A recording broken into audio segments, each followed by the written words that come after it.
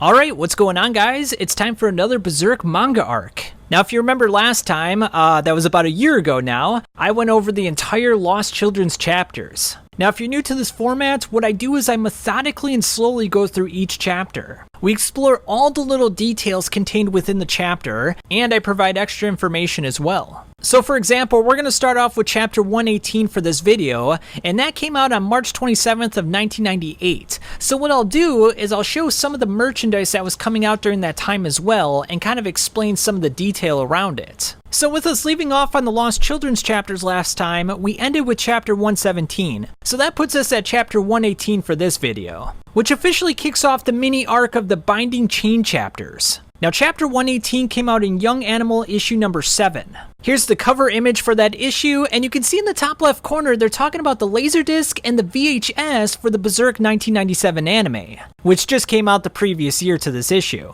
And then in addition to this, we have a colored illustration without all the text on there. You know, he's got these hulking legs and arms and just looks really badass. Kind of gives off a little bit of Zod vibes, but he almost looks like a dinosaur of sorts. I don't really know. I wish we had a facial shot. But a really cool image nonetheless. Alright, so this chapter is titled Beast of Darkness, and we start off with an empty field where the Misty Valley used to be.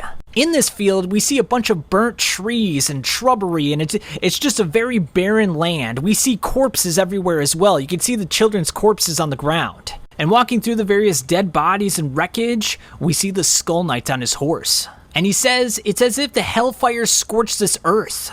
He notices Guts' footprints on the ground, and he says, you know, he still hasn't escaped that evil fortune of his. He's branded, and he's cursed to be forsaken for the rest of his life. And he wonders if a man such as him can dedicate his whole life to vengeance, can he really walk this path? Can he really do this indefinitely? Skull Knight then proceeds to get off of his horse and goes to a tree hollow. His eyes glow red, and he looks inside the hollow, and he sticks his hand inside. And once he pulls his hand out, we see that he has something inside of it, and it's a bailet, Rosine's bailet. And in a very surprising turn of events, he lifts the bailet up, puts it in his open mouth, and he eats it. And after that, his eyes glow very red, he has a very serious look on his face, and then he just rides off. Now, if you've read the manga, you know exactly what's going on here, but when you first go through this, it's a very shocking moment. It's like, what the heck is the Skull Knight doing here? Like, I remember the first time going through this and thinking to myself, like, is he drawing upon the power of the bailet? Like, what exactly is going on? Is he trying to, like, somehow take the demon energy for himself? Like, it's a very perplexing moment when you don't know what's going on. We're then transported somewhere else in the forest to Guts. We see him lumbering around. He's still very weak from his battle with Rosine. He's tired, he's bleeding, and he's just in really bad shape, guys. And again, we see him struggling for breath. He probably hasn't slept in a lot of days. You know, he's probably exhausted beyond belief. And what's more, he's being tortured by various spirits in the forest. We see little spirits in the trees and in the ground, and they're just all around him, and they're all trying to use this moment to get to him, to psychologically mess with his weak state of mind right now. And they're like, you did kill. You killed plenty. Children, babies, you killed countless. You killed plenty to settle your own grudge. And they're really messing with him here. I mean, they're really going for the throat. So like, even if the apostles and the evil spirits can't beat him physically, they mess with him psychologically as well, which is probably a harder battle to deal with sometimes. And they're like, you know, poor little children, so many of them, you killed all of them. And they even go further, they're like, well, so long as they're demons, killing's all right, right? And it really puts into perspective like how dark and grisly this tale is. I mean, we know about it from the previous arcs, but at the same time, it's like, yeah, Guts had to do what he had to do, but yeah, they were children. I mean, it's a hard pill to swallow sometimes. And they even go further, they're like, you stink of darkness. You do, the stink of darkness, very close to us. It lives inside of you, the beast. Black, the beast of darkness. Now what's really cool is that Berserk came out with a TCG game between 2003 to 2005, and this exact panel became one of the Berserk TCG cards, so I absolutely love that. So if you want to see the colorized version, Cushan, you could start collecting the cards yourself or just look online. But what's really interesting about this panel, and I've made plenty of theory videos about this, is that the same darkness that the spirits reek of lives inside of Guts in the Beast of Darkness. Which means to me that the Beast of Darkness is very similar to an astral creature. It is an astral creature in a way. What I mean to say is that it's very similar to an apostle. Which means that Guts does have the potential of becoming an apostle. That's why he has the Bailet in his possession. I believe one day he'll be presented with a choice, and whether he makes that choice or not remains to be seen. But what's more important is that that Beast of Darkness is almost its own entity in a way. And it's very possible that maybe that entity will separate from Guts at some point. Now the spirits are like it thirsts while it's there, more and more it's gonna thirst. It has an insatiable appetite, and the more you feed it, the more it's gonna wanna kill. Which is so similar to the Berserker armor that Guts gets later on. That happens in the Conviction arc. We'll talk about that more when we get there, but Skull Knight talks about how there's a hellfire inside the Berserker armor and you can never put it out. And it's very similar to the Beast of Darkness, and there's a link there that I believe holds true. Again, we'll talk about that more when we get there, but yeah, just very fascinating stuff. And then they go on to say, then the beast will consume you. It will take your place. Again, I made a theory video about this where I believe that Skull Knight and Zod were the same person, and that Skull Knight lost himself to the Berserker armor, and his Beast of Darkness, Zod, took his place. That's why Zod has a very similar appearance to King Geyserich, and Skull Knight is literally just a skeleton at this point. And then they go on to say, you know, perhaps you will become a real monster. Maybe you can. Maybe, like your friend, like him. And again, they're provoking him to give in to the evil, to give in to the Bailet in his possession. And it's not going to be the first time this happens. When Guts goes to Quathoth, he's going to be presented with a very similar question. Now, Guts can barely believe that he's being tortured by these weaklings, these weak little spirits that can do nothing to him physically. All they can do to him is just mock him with words, but yet it's torturing him so badly. Then he wonders to himself, how many more dead people will I have to push aside? How many more apostles will I have to cut down until I reach my goal? And this is a very interesting parallel to Griffith, because Griffith had to cut down so many people to reach his goal of the kingdom. What he thought he was doing it for the right reasons was actually very dark and grisly. Now Guts is doing something very similar, but he's kind of doing it for the wrong reasons. He's cutting down thousands of apostles to get his vengeance on Griffith. And then off in the distance we see Puck, you know, he's looking for Guts, you know, he's wondering where he wandered off to. And when he finds him, he sees that Guts is being consumed by the various spirits on the ground. And it's kind of funny because, like, he's not even trying to ward off the spirits. He's just, like, smacking Guts in the face, like, what are you doing? You know, you preach all this stuff to Jill and you're just lying here doing nothing? Like, what's going on? Eventually, Puck knocks out one of the spirits with his dandelion and it just kind of disappears into the ether. And it's kind of funny because then Puck thinks to himself, well, wait a minute. The spirit beat Guts. I defeated the spirit. Therefore, I'm better than Guts. I'm the strongest warrior out there. So he continues doing what he's doing, and eventually Guts wakes up. He then whacks Guts in the face with the dandelion, and Guts has got like a very pained look on his face. It's actually kind of funny because he's holding his forehead like he's actually hurt from Puck's dandelion. It's kind of hilarious when you think about it. Guts then says to himself, you know, I just can't keep tense with you around. Taking it seriously just seems silly. And with this, the various spirits wander off into the ether, back to the astral realm. But they give him one more message. It lives, the beast. You'll become a monster. And it really gives Guts something to think about, and it's not going to be the last time that we see the Beast of Darkness. And it is interesting because he's like, you know, there's nothing else. I am what I am. But we do get a panel with the Bailet in his satchel. So that's, you know, Mura's way of kind of hinting at, hey, this is probably going to be something facing Guts in the future. He's going to have to make that choice. Now, because Puck did such a good job in saving Guts, Guts actually relents. He's like, fine, you can stay in the satchel. That's your place from now on. And this is the first time that Guts actually accepts Puck into his life. You know, during the Black Swordsman arc, he just saw Puck as a nuisance. I mean, Puck helped him out, but he was just kind of like, whatever, like, get away from me, I don't really care about you. But he's actually relenting here. He actually accepts Puck into his life, which is a big improvement for Guts. It's the first time that he allows someone to enter his life again since the eclipse, so that's a big step for him. Now, unfortunately for Guts, we see that the Holy Iron Chain Knights have tracked down his location, and things are going to get pretty spicy here pretty quickly. Alright, so now we're on Chapter 119, Holy Iron Chain Knights, Chapter 1.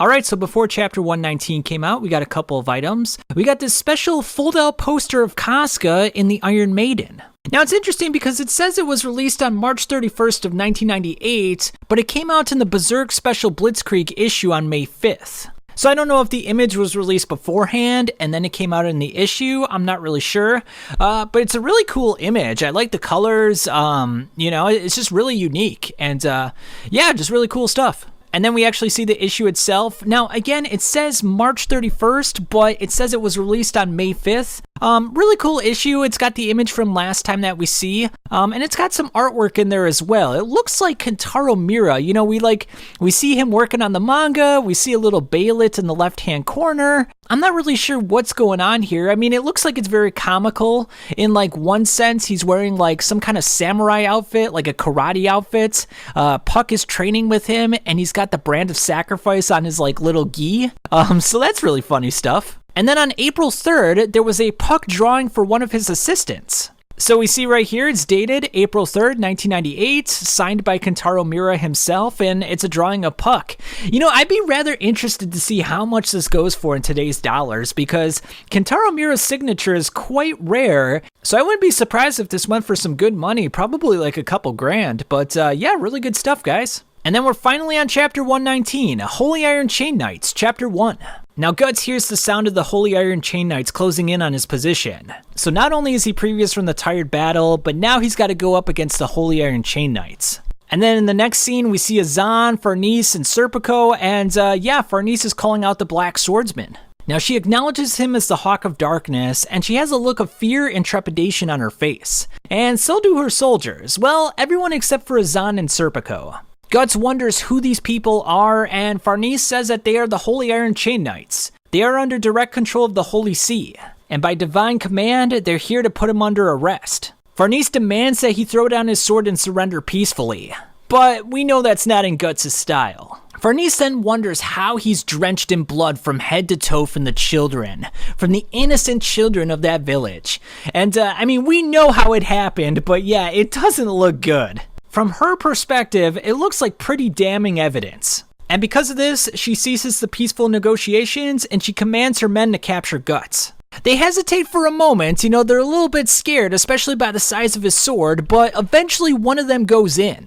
Now, even though the man isn't that strong of a soldier, Guts is so weak and tired at the moment that he actually gets knocked back. And he acknowledges it in the next panel. He's like, I can't even hold my sword right now. Now, this little bit of confidence, seeing Guts unable to handle his sword at the moment, really fires up the Holy Iron Chain Knights, and they all go in together. So, unable to do anything with his sword at the moment, Guts is like, fine, I'll use what I have available. He dodges a sword strike and uses his mechanical arm to bash one of the soldiers right in the face. And god damn, look at his face. I mean, it's all messed up. Now, the soldiers are absolutely pissed about that. They're a little bit confused, too. They're like, what the heck is that? Like, is that a fake hand? And you have to imagine, in a time period like this, having a mechanical arm is very peculiar. Like, it's just very out of the ordinary. Now, Guts continues using some very creative moves to get around the soldiers. He even slides like a baseball player at one point, which is really cool. Like, he just goes into like 3 guys and knocks them all out. Now, Azan thinks that this is all very pathetic of his men. But Serpico's like, well, you really can't blame them. The heads of the families don't want to see their sons actually in battle. They don't want them to get injured or killed. So this is all just kind of like a big game for them. It's just for the prestige and the notoriety. And even he admits that he hates the sight of blood. Eventually, Guts gets injured by one of the arrows, and Farnese sees blood, and she's like, this is our opportunity. We have to capture him. But this is the moment in which Guts summons up all his rage and aggression and just completely unleashes himself on the soldiers. And this simple sight gives Farnese, Azan, and Serpico something to think about. They are just totally besides themselves. And the soldiers are like, I mean, he's just a monster. I mean, look at him. He's just slaughtering men left and right. Farnese finally realizes that, yes, this is in fact the Black Swordsman. This is the brutal murderer that we're after. And Azan has seen enough. He's like, step aside. It's time for a duel. I mean, you worthless ingrates can't do anything against him. I'm going to grab my quarterstaff and I'm going to take him down. All right, so before Chapter 120 came out, we got the Berserk 1997 Laserdisc Volume 4. And this is an absolute badass image. This is probably one of my favorite custom images from Berserk. Like, I mean, look at Zod, and you got the Skull Knight with the Baelid inside of his skull. It just looks absolutely amazing. It's got the shading and the art style of the 1997 anime. Like, man, guys, what I would kill for, the Lost Children's chapter in the style of the 1997 anime. I mean, that would look so awesome. And in case you're wondering, the art is by Shinichiro Kobayashi and Yoshihiko Umakashi, the same guys that did the artwork for the Laserdisc Volume 3. And Chapter 120 is called Holy Iron Chain Knights Chapter 2. Now, Azan starts spinning around his quarterstaff as everyone watches on in amazement. He then says, I am Vice Commander Azan of the Holy Iron Chain Knights, also called Iron Club Azan. Black Swordsman, I challenge you to a proper battle. Now, it turns out that Guts has heard about him. He also goes by the moniker of Azan the Bridge Knight. Apparently, this happened long ago when he was still a kid.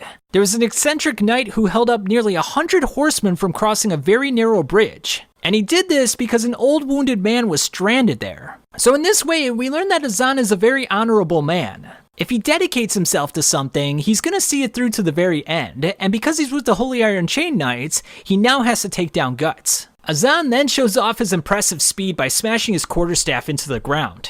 In fact, because of Guts' weakened state, he's literally on his back foot right now. He's doing everything he has to do just to dodge. And even Guts acknowledges that he can't keep dodging forever. On top of that, his vision is becoming hazy, so he needs to make a move right away. He uses his Dragon Slayer as a shield, but he gets knocked back in the process. Now, Azan acknowledges his skill, he's like, wow, this is very impressive work, but the fact that you haven't even attacked once is a bit disappointing. Guts, on the other hand, is basically on the verge of passing out at this point. He can't feel his limbs, and he's just like barely holding on by a thread. So he realizes that, he's got to seize the head. He's got to do what he's got to do to try to get out of this situation. So he goes straight for Azan, but that's not his real target. He uses Azan's quarterstaff to leap up into the air and go straight for Farnese. And I gotta say, the bodyguards around Farnese are pretty lax here. Like, no one's really doing anything about it. It's like, I know Serp goes off in the distance, but still, like,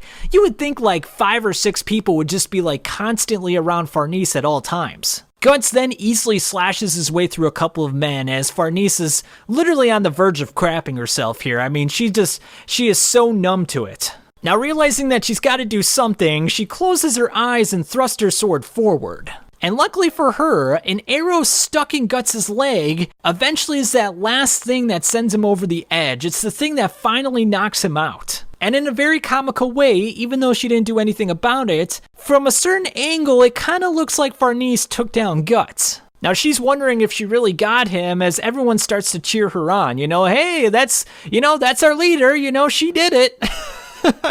Now, the rest of the men want to take him down in this moment, but Azan finds this behavior very shameful. It's not something that a knight would do. And he even goes on to say, would you all mock the valor of knights? And after saying this, they all apologize to him.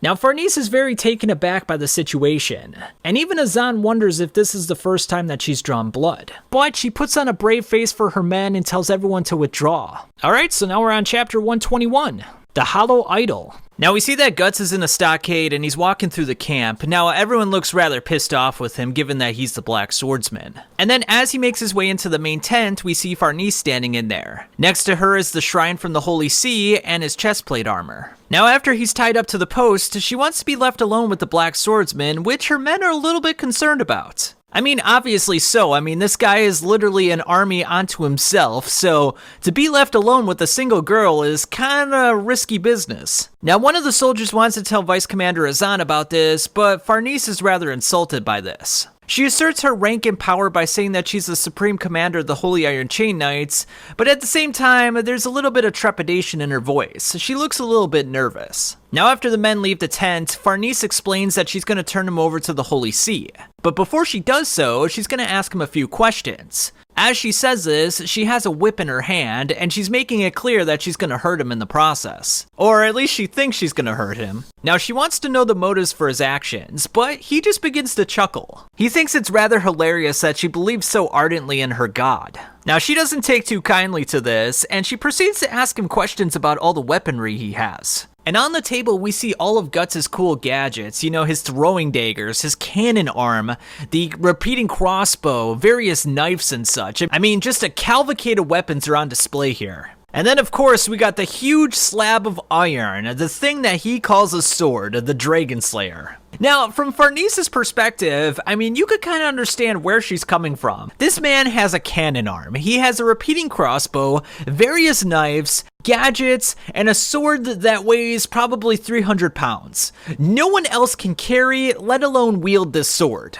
I mean, from her perspective, he looks like just a crazed killer. And, you know, when you see the events of the Misty Valley with all the dead children, I mean, what other conclusion can you draw? And then she picks up the Bailet. Now, she believes that it's some kind of pagan treasure, and she says he's going to be tried for heresy if it is so. Now, if he doesn't want to be subjected to burning at the stake, he's got to admit to everything right here and now. But Guts doesn't change his demeanor, he still looks confident as ever. He then says, "So, you believe in gods and demons. Have you ever met one? A god?" Now, sweat is beating down Farnese's face, and you can tell that she's a little taken aback here. She claims that God does not display his miracles on earth, that he dwells deep within their faith, in their hearts, as well as in heaven. But Guts finds this all amusing. He reminds her that a noble said the same thing not too long ago. And not only that, he proclaimed it when he was roasting women and children of an entire town. He then says that her idea of God is drastically different than the gods that truly exist. And as he continues to egg her on, she eventually slaps him across the chest. Now, given his wounded condition, she was going to show some mercy to the Black Swordsman, but given his heresy talk, she's going to do no such thing at this time. But Guts continues to resist on. In fact, he says that she's just like that idol that she worships, completely hollow. And this just absolutely sends her over the edge. I mean, she just goes into an absolute rage here and starts whipping him like crazy. And as she's whipping him, you know, we see the blood going down his chest, and we notice that she's staring quite intently and she starts to blush. So there's a little bit of lust going on here. You know, Farnese is getting quite turned on by the affair. Now, is she getting turned on by Guts himself, or is she getting turned on by the whipping? But before things proceed any further, Azan and his men walk into the tent. She then commands Azan and her men to return Guts to his cell, and that they're all dismissed. Now, as Guts is leaving, Serpico has a few parting words for him. He tells him not to antagonize the commander. And despite her outward facade, she's actually quite charming. But Guts just laughs this off. And as he walks off, we see that Farnese is fervently praying inside the tent. Now, unfortunately for Guts, when dusk comes, his brand starts to bleed. And this has got to be the worst time possible because he literally has no weapons at this point. He's in a cage and he's attached to the stockade, so he's literally screwed right now. A little spirit says sacrifice and he's like, oh man, this is not good. Now, before Chapter 122 came out, we have a couple of items to talk about. On May 21st of 1998, Berserk 1997 Laserdisc Volume 5 came out. We got this really nice image of Judo here, and we also got another one of Charlotte and the King for the Laserdisc insert. On the same day, Berserk 1997 VHS Volume 3 came out as well. And I really like this image right here. This is really cool. You got this one of Casca, Guts, and Griffith. Casca looks like it's taken from inside the tree hollow when she was talking to Guts. Guts, you know, it could be at any parts in the manga, but maybe it was at the fights at Doldry Castle. And then obviously for Griffith, he gave his famous speech to Charlotte, which Guts inadvertently heard. The one in which Griffith said that he had no friend. Alright, so now we're on Chapter 122, The Unseen. So like we said, the sun is setting and the various spirits are coming out to play. And Guts is panicking at this point. He's like, what the heck am I gonna do? I got nothing to fight them back with. His only sliver of hope is Chestnut Puck, this little doofus right here. And I love how Guts is just like, oh yeah, he's still around. Like, they've been hanging around for presumably a couple months now, and Guts is just, like, barely taking notice of him. Like, he's like, oh yeah, he just kind of shows up every now and then, like that little rodent. And Puck takes full advantage of the situation. He even gets Guts to say, thank you very much, oh great Puck. And that's no small feat right there, guys. That's pretty darn impressive. Of course, Guts didn't really have a choice in the matter. I mean, it was either that or get consumed by the spirits, so, you know, he had to do what he had to do. Guts then sneaks away from the cage as the various spirits start attacking en masse. Now, he realizes that the only chance he has against the spirits is getting his gear back, which means that he's gonna have to go back to Farnese's tent, and he concocts a plan in the process. He's gonna take her as hostage. Now, as he makes his way to the tent, he notices that Farnese is participating in self-flagellation. She's whipping her own bare back as she looks at the idol of the Holy See. Afterwards, she kneels down to pray, but that turns out to be a mistake because Guts takes this opportunity to come upon her. He then gives her a swift chop to the neck to knock her out, and with this, he's gonna take her hostage. Now, after putting on all his gear, he's noticed by one of the soldiers in the camp. He quickly punches him in the face with his mechanical arm as Puck reminds him about the Baylet. Guts then starts a fire as he holds Lady Farnese over his left shoulder. Now, they all want to stop him, but he warns them that if they do so, he's gonna light her ablaze. Azan rightfully yields as Guts uses the fire to scare the horses away. Guts then takes the last horse for himself as it looks like his escape is all but assured. Serpico managed to grab one of the horses for himself before it ran away. Now, as they make their escape, Farnese eventually wakes up. Guts warns her, though, that if she struggles and falls off of the horse, she's gonna die from the rocks. Now, she tries to threaten him, but Guts is not worried in the least. He even comically bonks her over the head. She continues to struggle on and nearly falls off of the horse in the process, but Guts saves her before she does so. And this is a really nice moment for Guts because he could have easily just let her fall off the horse. She took away all his weapons, she had him bound up and whipped and, just kind of treated him like crap, but still at the end of the day, he's a nice enough guy where he's not just gonna let her die like that. Now, Puck tries to get her attention by any means necessary, but because she's so deluded by the teachings of the Holy See, she can't see a fairy like Puck. We then see that Serpico is gaining on their position, and as he starts lining up the shot, he notices something terrifying around him. A horde of spirits are literally engulfing him and chasing him down. Alright, so on June 21st of 1998, we had Berserk 1997 Laserdisc Volume 6. Got a really nice image of Pippin, Rickert, and Corcus here. Really nice stuff. We rarely get separate artwork of just these characters, you know.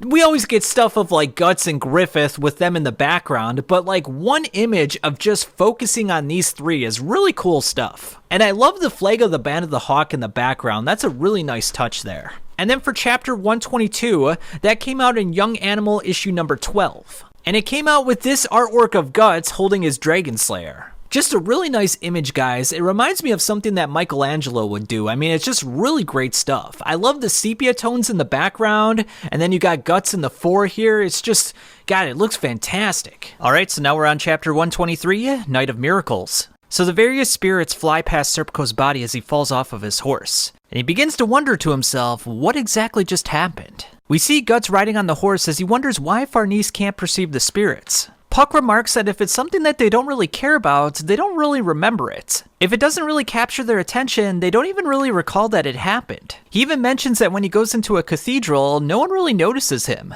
He then recalls something that he heard from the old fortune teller. Those who cling to the rigid physical world don't perceive elves. Guts' brand begins to bleed as he then pulls out his Dragon Slayer, realizing that the spirits are quickly approaching. And what a shot this is, guys, seeing the various spirits surround Guts and the horse. I mean, it's just absolutely amazing here. And the terror on Farnese's face is just, it's absolutely priceless. It just looks fantastic. Guts then takes a massive swing through all the spirits, as he then wonders to himself, am I gonna last until morning time? Farnese then looks into the darkness and notices the spirits grabbing onto her face as she looks like she's absolutely gonna lose it here. Guts takes care of the spirits and tells her to keep her eyes open, and he reminds her that she's not gonna see any of this praying to idols. God's putting on a show for us, a miracle on earth, says Guts. Now the continuous swinging sends the horse into a frenzy, as it starts running off in a chaotic fashion. Farnese is thrown from the horse as Guts is able to catch her before she lands on the ground. She wonders why he would go to such lengths to save her, but he says he's got some questions for her. You're gonna tell me why you people are following me around, says Guts.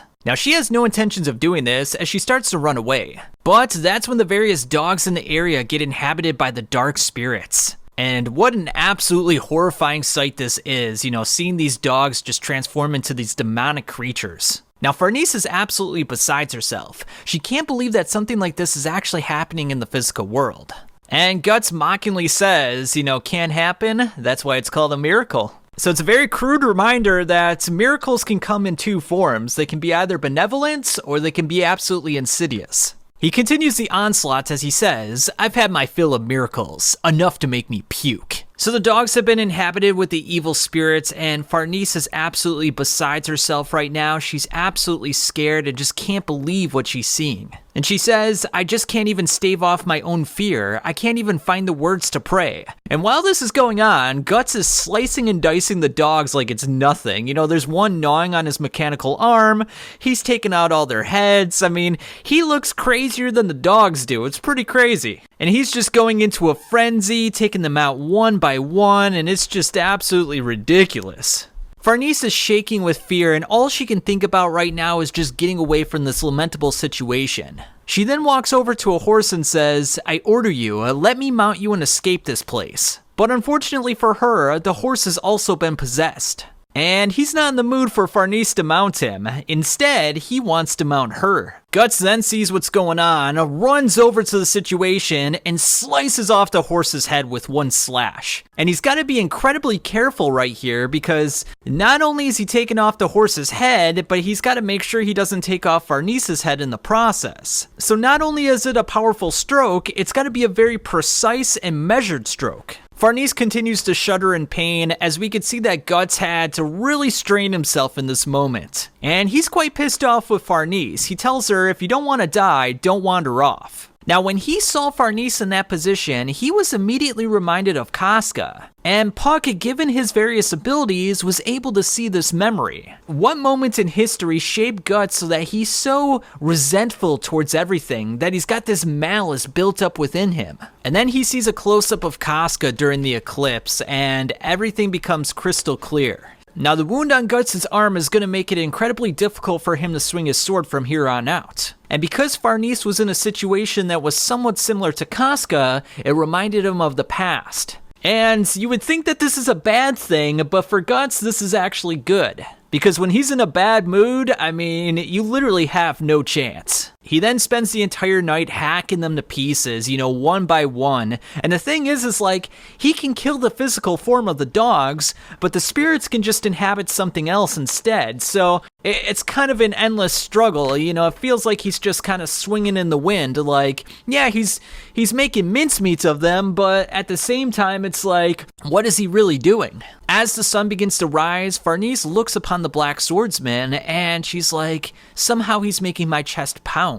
There's something inside of her that is stirring. She desperately wants to get away from the situation. She wants to call for God's help, but she's got no voice at this moment. She's just paralyzed with fear. Alright, so before chapter 124, we got a couple of things here. We got the Berserk 1997 Laserdisc Volume 7. Nice image of Griffith here, really like this one. And then for the insert, we got this one of Guts and Casca, and this is really fantastic stuff. I love this image. It almost looks like it's from the Campfire of Dreams. You got the sun setting in the background, you got these darkened skies, you got the glow of the fires on their armor, so really cool stuff. I really love this one. And then we also got VHS Volume 4 with this image of Guts, Griffith, and Bascan. Definitely taken from the fights at Doldry Castle, so really cool stuff. And then chapter 125 is titled Morning of Truth. Now, Farnese considers herself useless in the situation. And as she's looking down at the ground, we see this little dark spirit that's lingering around her body. And the spirit begins to taunt her. He begins to remind her of the time that she was whipping Guts, the feelings that were welling up deep within herself. The passions of the flesh, a lustful demeanor. He reminds her that waves of pleasure filled up inside of her. And indeed, it's some sort of masochism going on here. The pain gives her pleasure. It even says that you hide beneath the lie that is your faith. All your devotion is caused by your shameful pleasure. And it turns out that her actions are not motivated by God whatsoever. They're motivated by desire, a desire for dark, throbbing sexual release. And it's at this moment that we notice that Farnese's body has been completely consumed by the dark spirit. She then walks up to Guts and places herself upon her as he wonders what the heck is going on in this situation. Puck tells her that she's been possessed, and I absolutely love this face that Puck makes right here. Like, it's just really great. Now, amongst all the weird moments in the manga, this one really is up there in terms of like how depraved it is. I mean, it's just absolutely ridiculous. Like, it's the kind of stuff that you would expect to see in Hellraiser, you know, pleasure and pain being sort of synonymous with each other. It's just really brutal stuff. You know, she's talking about tear me in two, and yeah, it's just absolutely brutal when you think about the implications of this. I mean, it's just like, Jesus. And then as she's choking him with the rope, Guts realizes that he's gonna have to knock her out again. But just before that happens, the sun finally reveals itself, expelling the spirit from her body as Guts whacks him away. And then as you can imagine, I mean, Farnese is just absolutely embarrassed and horrified by what just happened. I mean, it's just, Jesus Christ, it's like waking up from a nightmare. Instead, the nightmare is actually real. So as Farnese screams from the distress, Serpico comes over to help her out. Now, Farnese wants Serpico to kill Guts, but, I mean, we all know that's not gonna happen. He reminds her that he has superhuman strength, and for any mere mortal to go up against him is just kind of ludicrous. But given the situation of what just happened to her, she's in no mood to hear this. So she decides to slap him across the face. Serpico is willing to overlook things for now, and Guts says that he owes him one for this. But before he decides to leave, Serpico decides to draw his sword on Guts. And he even gets a grazing shot on Guts' face. Not only that, he was able to dodge the Dragon Slayer, so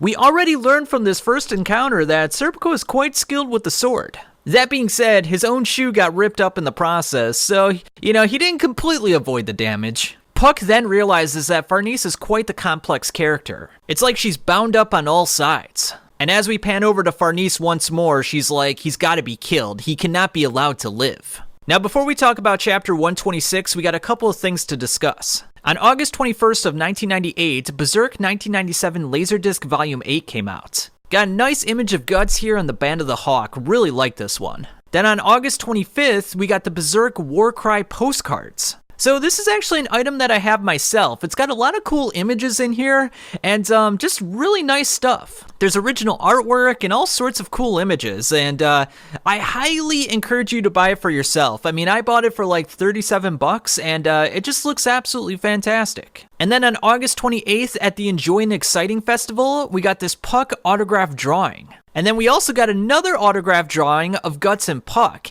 And apparently, you could win this in a rock, paper, scissors contest against Kentaro Miura himself. So, I mean, the artwork itself is really cool, but to have that story of saying, hey, I beat Kentaro Miura in rock, paper, scissors, that's just a really cool story to have. And then one more thing before chapter 126. Now, if you watched the Berserk 2016 anime, there was some anime original content. So they changed quite a few things around, but in the episode in which Guts fights off the dog spirits, he also fights an apostle known as the Keeper of the Hounds. Now you're going to recognize this apostle as the Pig Apostle in chapter 94 of the manga. So yes, they decided to take this character and give him a little bit of story and background. It turns out that he was the Keeper of the Hounds at this lavish estate. Now the daughter of the Count was nice to this man. But due to some circumstances, he ended up using a Baylet and ended up sacrificing her. Now because Guts is harming the dogs, he gets rather enraged, so they start fighting each other. Guts eventually wins the battle as he always does, and that's that. Alright, so before chapter 126, we got a couple of things to discuss. On August 25th of 1998, the Berserk Warcry came out. It's basically a little booklet with various postcards inside. And you got some really cool sketches here. You got one of Guts, I mean this just looks amazing.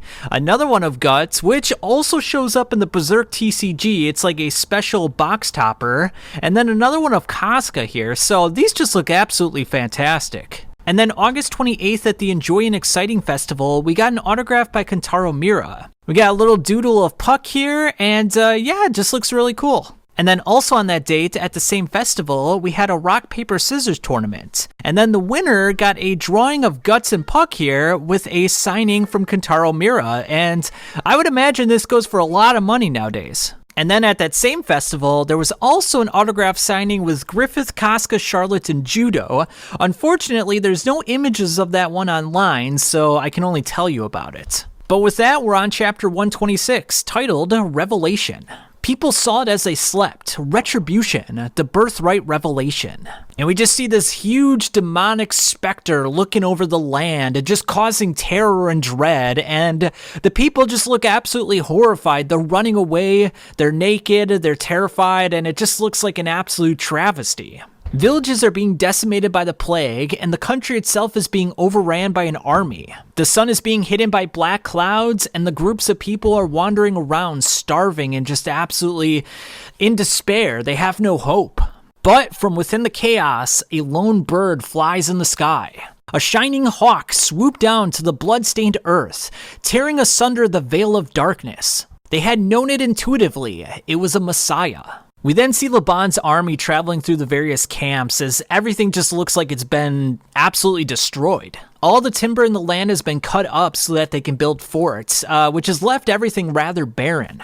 Laban and his men head towards a nearby town, passing by depressed people moving in the opposite direction. They then encounter a mudslide that blocks their progression. Laban then goes through the mud to help rescue some of the survivors. He eventually comes across a child on the brink of death, but unfortunately, he's affected by the plague. He then goes to a nearby town as he goes through the empty streets, and the only thing that's moving around are rats. He then comes across a grisly scene of people lying on the cobblestones, dead, starving, emaciated, and it's an absolutely horrifying sight. Now again, this is another image that they used in the Berserk TCG. It's part of the Volume 4 cards, and it's a really cool image. I really like this one. Laban then talks to an old man that still hasn't abandoned the town, even though all his family members have died. The old man then gives him a warning that he should probably leave town at once. That is, unless he wants to be possessed by the god of death. And it's not just this town. Wherever the god of death goes, plague and famine will follow. And this makes Laban wonder, is this the price to be paid for a war that has spanned over 100 years? And I really like this perspective because every time we think about war, especially during the Golden Age arc, it's just these intense battles. You know, it's Guts killing 100 men, you know, it's Griffith leading an army, it's Casca fighting off, you know, various soldiers. We don't really think about the financial considerations, you know, the fact that it can lead to plague, the fact that it can lead to hard times where like there's not enough food to go around, you know, the fact that it takes a toll on a kingdom, you know, these are all things that have to be bared.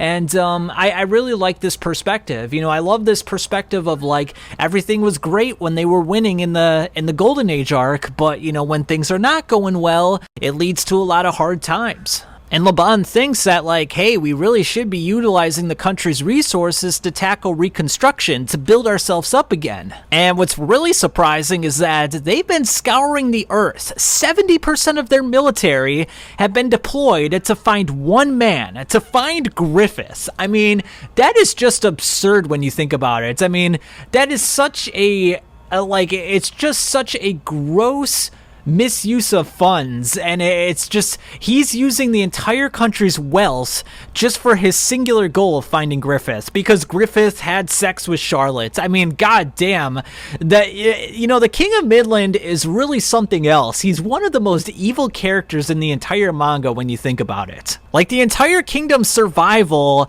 is in his hands, and he's like, you know what?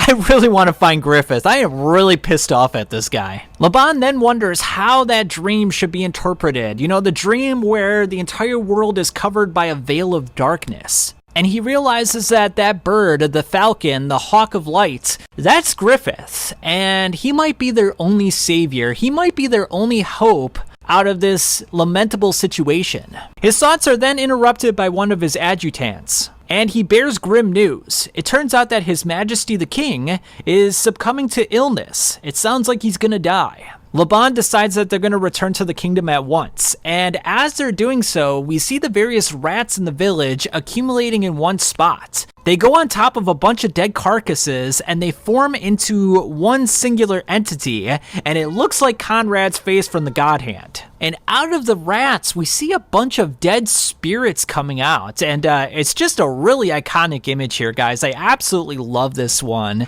And then we see the thunder and the lightning crackling in the background, and it's so ominous and dark. Man, I so wish that we got to see this in a proper anime. If we got to see this in like a 90s anime aesthetic, you know, like the Golden Age arc, you know, the 1997 anime, Lost Children's chapters in the Conviction arc in a 90s anime aesthetic, that's all I would need, guys. I mean, that's all I would frickin' need. Alright, so now we're on chapter 127. Revelation, chapter 2. We're then transported over to Windham Castle, and as before, the skies are dark and the lightning is crackling in the background. The dying King of Midland then requests to see his daughter. Owen then steps in as the various others are talking about the birth of a new queen, you know, Her Majesty, Queen Charlotte. So they're already talking about various political machinations when the king is literally on his deathbed. It's kind of crazy. And Owen finds this all very detestable. The fact that these aristocrats are only thinking about their own political scheming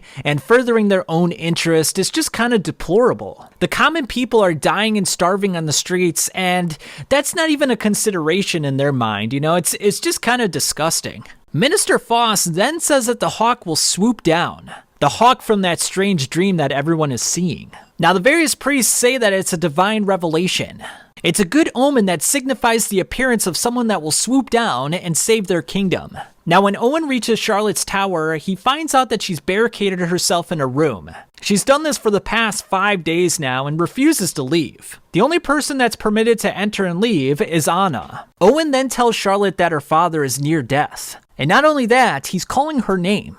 But she cannot bear to think about this. I mean, you know, the stuff that happened in the Golden Age arc with him trying to rape her was just absolutely deplorable. And she even says it herself, you know, she doesn't want to suffer anymore. She doesn't want to be tormented by that fact. We then go into the King of Midland's dream, and he feels very cold, almost frozen-like. Now, he wants some heat and warmth, but unfortunately for him, the only thing that surrounds him is soldiers. He's absolutely shaking beyond belief from the cold, and then off in the distance, he sees Charlotte in a light. As she appears before him, he's like, that's what I wanted, warmth. It's the object of his desire, but unfortunately for him, a white hawk then descends from the sky.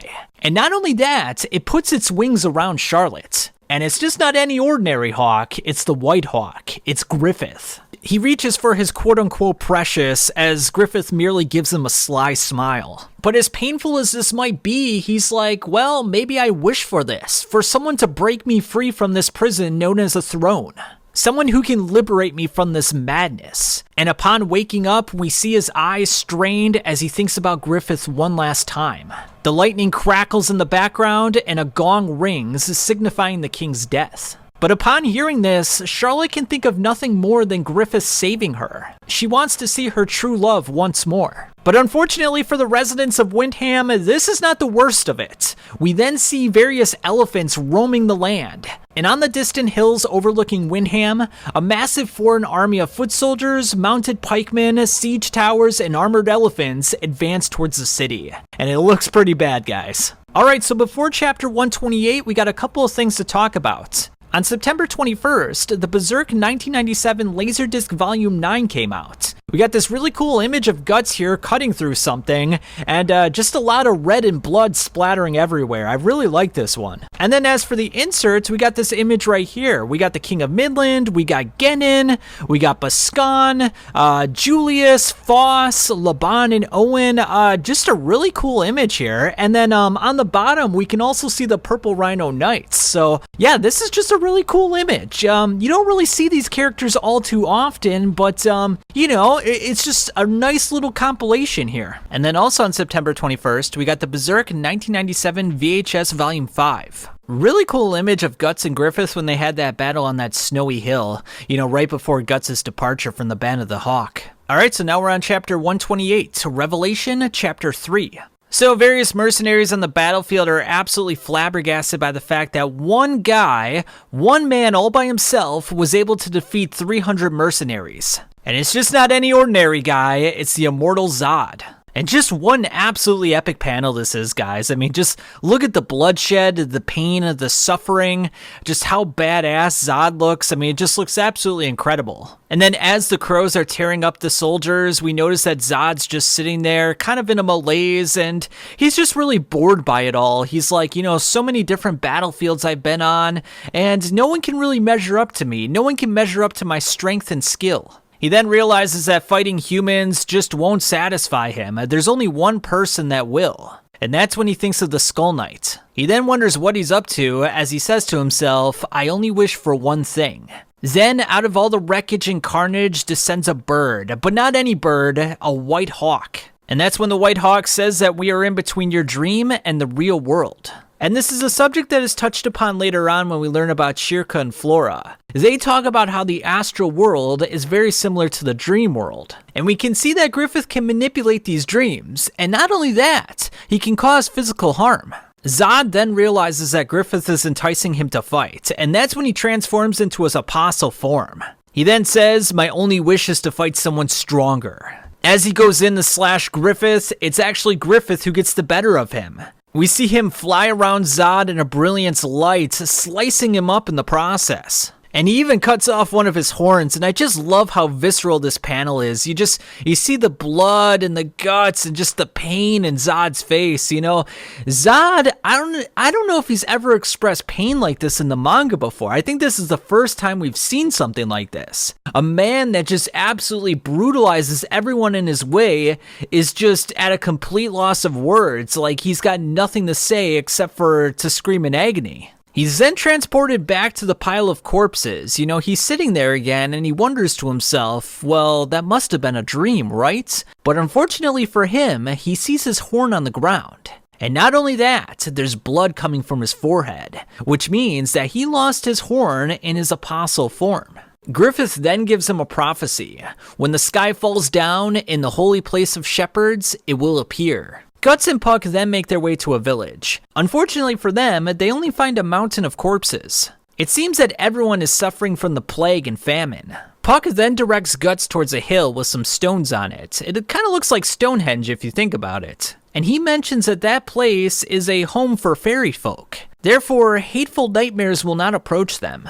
But unfortunately for Guts, there's just no rest for the wicked. He sees a large pole with the symbol of the Holy See on top. He notices exactly what it is, and he sees torches being carried by a horde of people. And not only that, they're dragging someone along in chains. And we also see dark amorphous faces in the background, very similar to the eclipse, by the way. And in the very next panel, we see that they want to burn Casca. They believe that she's a witch. And yeah, definitely horrifying and definitely a premonition of things to come.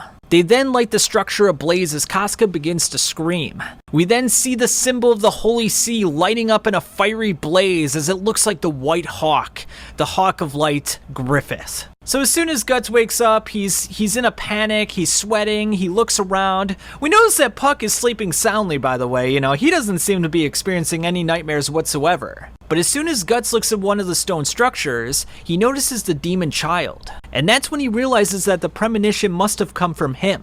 The demon child then tries to give him a warning. He morphs his face into Casca's and says, "Danger, dangerous. Hurry, a pillar of fire stands, blind sheep, gather, sacred ground. The heavens, time that they fall. Make haste, quickly." And this is definitely a callback to the Black Swordsman arc, because if you'll remember, the demon child, even though Guts saw it as a negative force, it was actually trying to help him. It was trying to give him clues as to what he should do next. He made him feel bad for Vargas's death because he should have saved him. You know, he had the opportunity and he just sat there on the street laughing about it. Well, now he comes again and he's trying to get Guts to save Casca. And knowing that she's going to be in danger soon, he realizes that he has to move fast. Oh yeah, and while he's doing this, an incubi is attacking Puck on the forehead, by the way. Pretty great stuff. Alright, so now we're on chapter 129, Cracks in the Blade. Alright, to start this chapter, we see Erica chopping up some wood in the woods. And we notice that it's rather cold outside. In fact, she notices that it's snowing. And as she looks over to her right, she sees the dancing Puck off in the distance. And this is a really humorous moment here when she just kind of like slaps on the Puck with her two hands and just like squeezes onto him. I mean, goddamn. I mean, I know he's a magical fairy, but Jesus, go a little easy on the guy. Now, she refers to Puck as a chestnut head goblin, but as she goes to see Rickert, she wanders into the woods and notices a black, dark, shadowy figure. But luckily for her, it's the Black Swordsman himself, Guts. And he's like, "Yo, you got a little bit taller, didn't you, Erica?" And then in the next shot, we see Rickert working as a blacksmith. And I gotta say, I really like this shot because it parallels quite well with Godo when he was a blacksmith. I mean, like, the images feel very similar in a way. And, you know, Mira definitely did this on purpose to show that, hey, you know, Rickert's a very innovative guy. He's a hard worker. And, you know, maybe just one day in 50 or 60 years, you know, he'll be a very muscular guy like Godo. And, you know, he'll just be a blacksmith for a living. Guts notes that Rickert looks a lot stronger since the last time that he saw him. But before they have any further conversations, Guts wants to make sure that Casca is safe. Both Erica and Rickert have crestfallen looks on their faces, and Rickert weakly admits that Casca has disappeared. Guts does not take too kindly to this, grabbing onto Rickert's shirt in a very violent fashion. He demands to know what happened to Casca, and Erica steps forward and says, "I did it, it's my fault." Now, it turns out that the whole situation happened about a month ago. Because Casca was living in the cave so long, she was getting rather sickly, so Erica decided to take her outside so they can go pick some fruit. But before she knew it, Casca sort of just gravitated away from her, and she's been gone ever since. Now, Guts is angry about the whole matter, and he's like, well, why haven't you gone search for her? You know exactly how she is. She's not in her right state of mind. Like, why didn't you do anything about this? But Erica rightfully pounds on Guts' chest. She's like, well, what did you do about it? You just left her. You were gone for 2 years, and you weren't here. You weren't present. You weren't helping whatsoever. How are you to blame us? Like, you have no ownership whatsoever. Like, where were you in this whole matter? Now, it does turn out that Rickert was looking for Casca, but unfortunately, Godo came down with sickness, and because of that, Rickert had to come back to the home to support the two of them. Guts then makes his way upstairs to the attic and notices Godo lying on a bed. Now, even though Godo is literally on his deathbed right now, he still wants to see Guts' sword. And it's just as he suspected, the sword has many cracks within it. I mean, Jesus, it looks like a knife that you leave in the dirt for like 100 years. I mean, it's just worn down to all hell. And the same goes for his mechanical arm as well. Godo also makes note of the fact that Guts' face looks more tense than he did when he first left 2 years ago. Godo correctly assumes that Guts is waging war against the apostles, against the monsters. He then says it's a fruitless endeavor. He's like, well, why dedicate your whole life to revenge? You know, why not just run away from war, from bloodshed, from all the torment? I mean, like, no one's tying you down here. And I really like this quote that he says here. He says, you sink the blade called your heart deep into the blood in order to fix the nicks called sorrow. The more you sharpen, the more it rusts, so you sharpen it again. In the end, all that's left is a pile full of rust and scraps. And I gotta say, even though Godo is just a blacksmith, this kind of harkens to the Skull Knights. You know, it's very sagely advice here, and, you know, maybe something that Guts should listen to. And Godo even goes on to say that you've got some huge nicks in your heart, damn cracks called fear, running all through it. But with a very crazed look in his eyes and sweat beating down his face, Guts is just like, well, no one understands. No one understands any of it. He then remembers that momentous day in which everything changed, the day in which Griffith became an apostle, a member of the God Hand, and the eclipse took all the members of the Band of the Hawk except for Casca and himself. But Godo reminds him that, look, you know, when you left 2 years ago, you left the last irreplaceable thing that you had. You had Casca. Like, yes, you lost everyone else, but you left Casca all alone for your own selfish revenge. You chose yourself over anyone else in the world. He then reminds him that he was right beside that one irreplaceable thing that he had in his life. Yet he couldn't bear to immerse himself together in sorrow with her. He instead turned towards hatred and pain and suffering. And this is some really heavy stuff here, guys. Like, not a lot of people could say this to Guts and get away with it. Like, most people he would just brush off, but Godo's words definitely carry a lot of weight. And the last words that he says to Guts are, you know, you're like a sword on the battlefield, but you got a lethal crack inside of you, and eventually that's gonna break. Alright, so before chapter 130, on October 21st of 1998, the Berserk 1997 Laserdisc Volume 10 came out. And we got this image of Guts and Griffith as children. Griffith running towards his kingdom and Guts walking away from him. Kind of signifying how Griffith is chasing his dream relentlessly and Guts is turning his back on Griffith. You know, he turned his back on the Band of the Hawk. So very symbolic in a lot of ways and just a really cool image. I really like this one. And chapter 130 is called Feeble Flame. Rickert and Erica then take Guts to a hill with many swords on top of it. And it turns out that all these swords are graves, but not just any graves, graves for the members of the Band of the Hawk. And despite losing all his comrades 2 years ago, Rickert has learned to move on. He has found a way to live his life through that strength that was embodied by the Band of the Hawk. And it's kind of humorous here because, like, Puck is just amazed that Guts has a friend, you know? When Puck met Guts, Guts was just such a hate-filled person, and to find out that he actually had companions at one point is kind of shocking for him. Rickert then leads Guts down to a cave. The same cave that Guts and Casca woke up in after the eclipse. And immediately upon walking into the cave, Puck recognizes that this is definitely a place where elves lived. Which is probably why Skull Knight took Guts and Casca there. You know, after the eclipse, he saved the two of them, and he was probably looking for a safe haven, a place in which, you know, various monsters and apostles wouldn't attack them, because being branded, after all, the apostles would be drawn to that brand, so he found a place in which elf magic resided. After bidding Guts farewell, Guts sits in the dark looking at the fire, and even though he's in a safe place and he can get a restful nights of sleep, he just can't fall asleep at the moment. Not having his sword is just so foreign to him. Ever since he was a kid, he's always had his sword by his side. And, you know, obviously, I assume many of you have caught up with the current manga at this point, and if you've seen my reviews, you know that Guts, you know, sort of felt betrayed by his sword in the latest chapters. His sword could not cut through Griffith. It literally went through Griffith like it was thin air. So he lost faith in the one thing that gave him certainty in life. And so this is a reoccurring theme that's happened time and time throughout the manga. And, you know, despite some of the flaws that Koji Mori and Studio Gaga have made, of which I would say they are very minor, I would say they hit this one right on the head. You know, Guts and his sword have been just a reoccurring theme time and time again, and without that sword, he's literally just not Guts. He's not the same person. Guts then thinks about Casca as Goto's words start to ring through his head.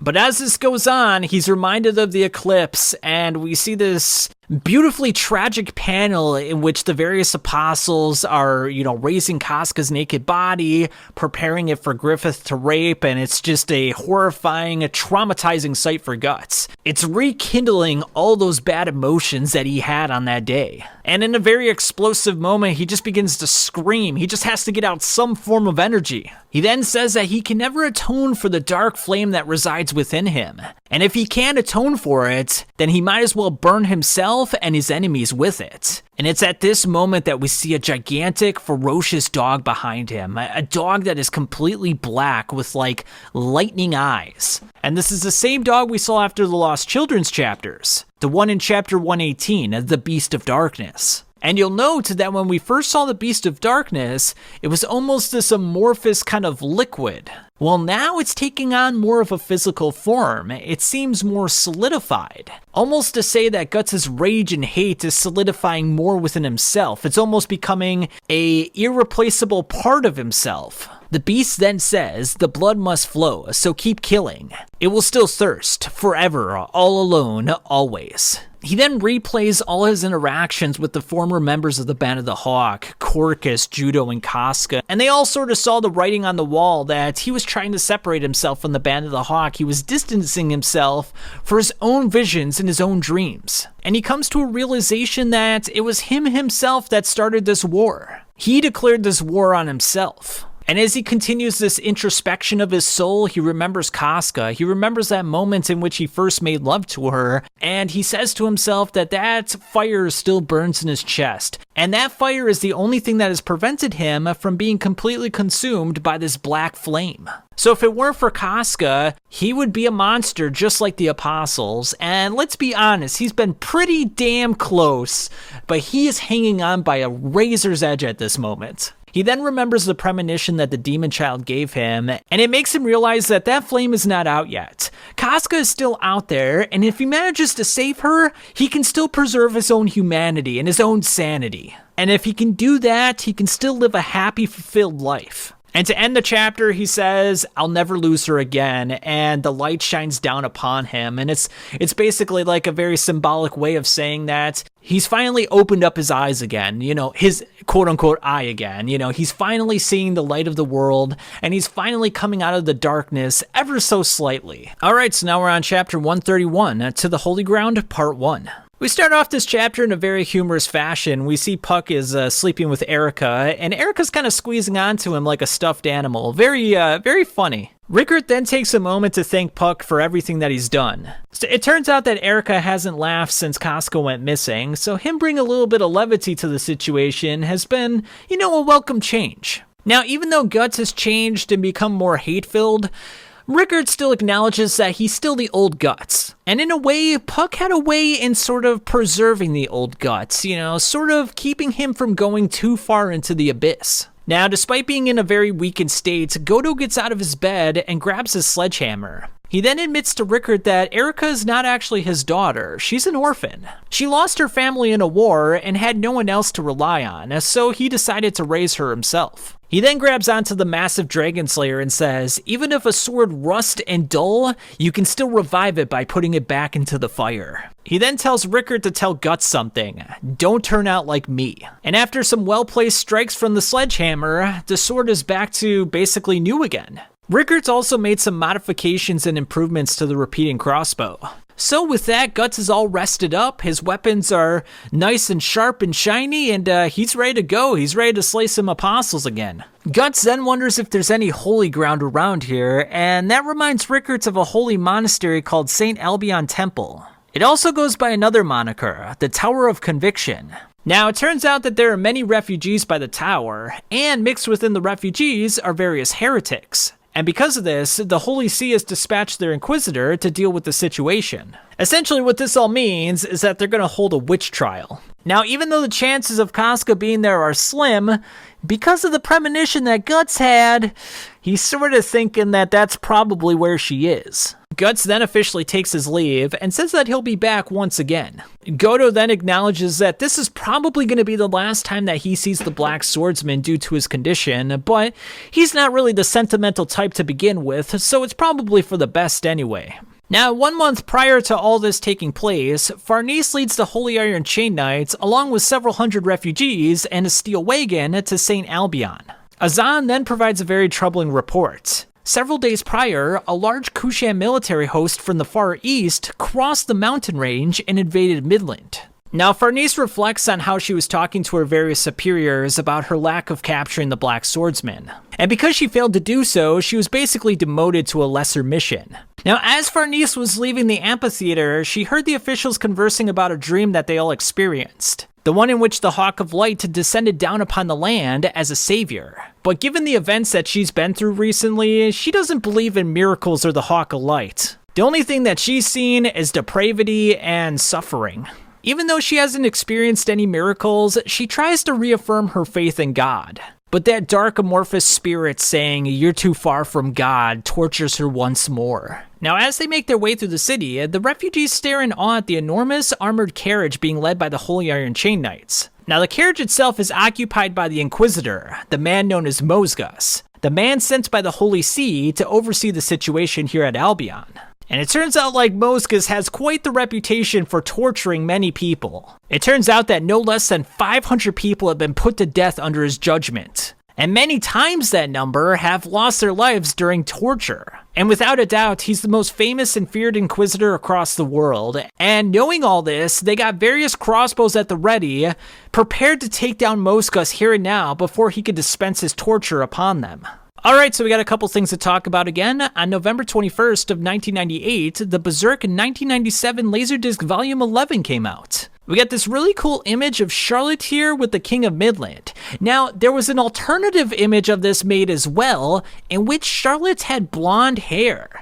And it's never been reproduced. She's never been drawn with blonde hair ever again. So it's kind of an interesting little factoid here. It's like, she's always had brown hair, in the 1997 anime, the Golden Age movies, the 2016 anime. But yeah, for some reason, they just decided to draw her with blonde hair here. It's kind of crazy. And then as for the inserts, we got this image here in which Guts is leaving the Band of the Hawk.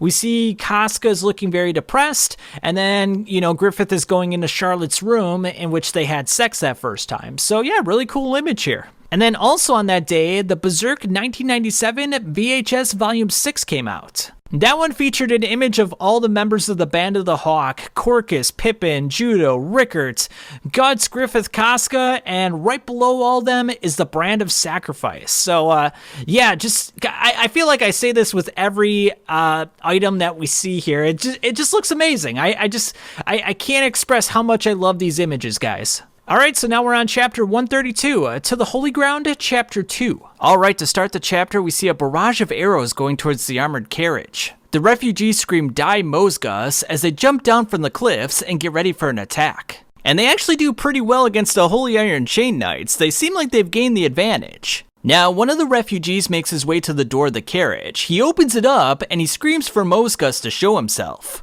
But unfortunately for him, he's immediately met with a giant metal claw to the face, and it's thrown with enough force to send him flying from the carriage itself. We then see two other refugees get caught in what looks to be human-sized scissors. And that's not even the worst of it. Another one of the sadistic men used a pair of pincers, which he uses to violently remove an attacking rebel's eyeballs. I mean, god damn! Next up, we see a huge muscular man grab a huge wheel, and he uses it to crush 3 men at the same time. And then the final man wields some kind of a weird spear with spikes coming out of it.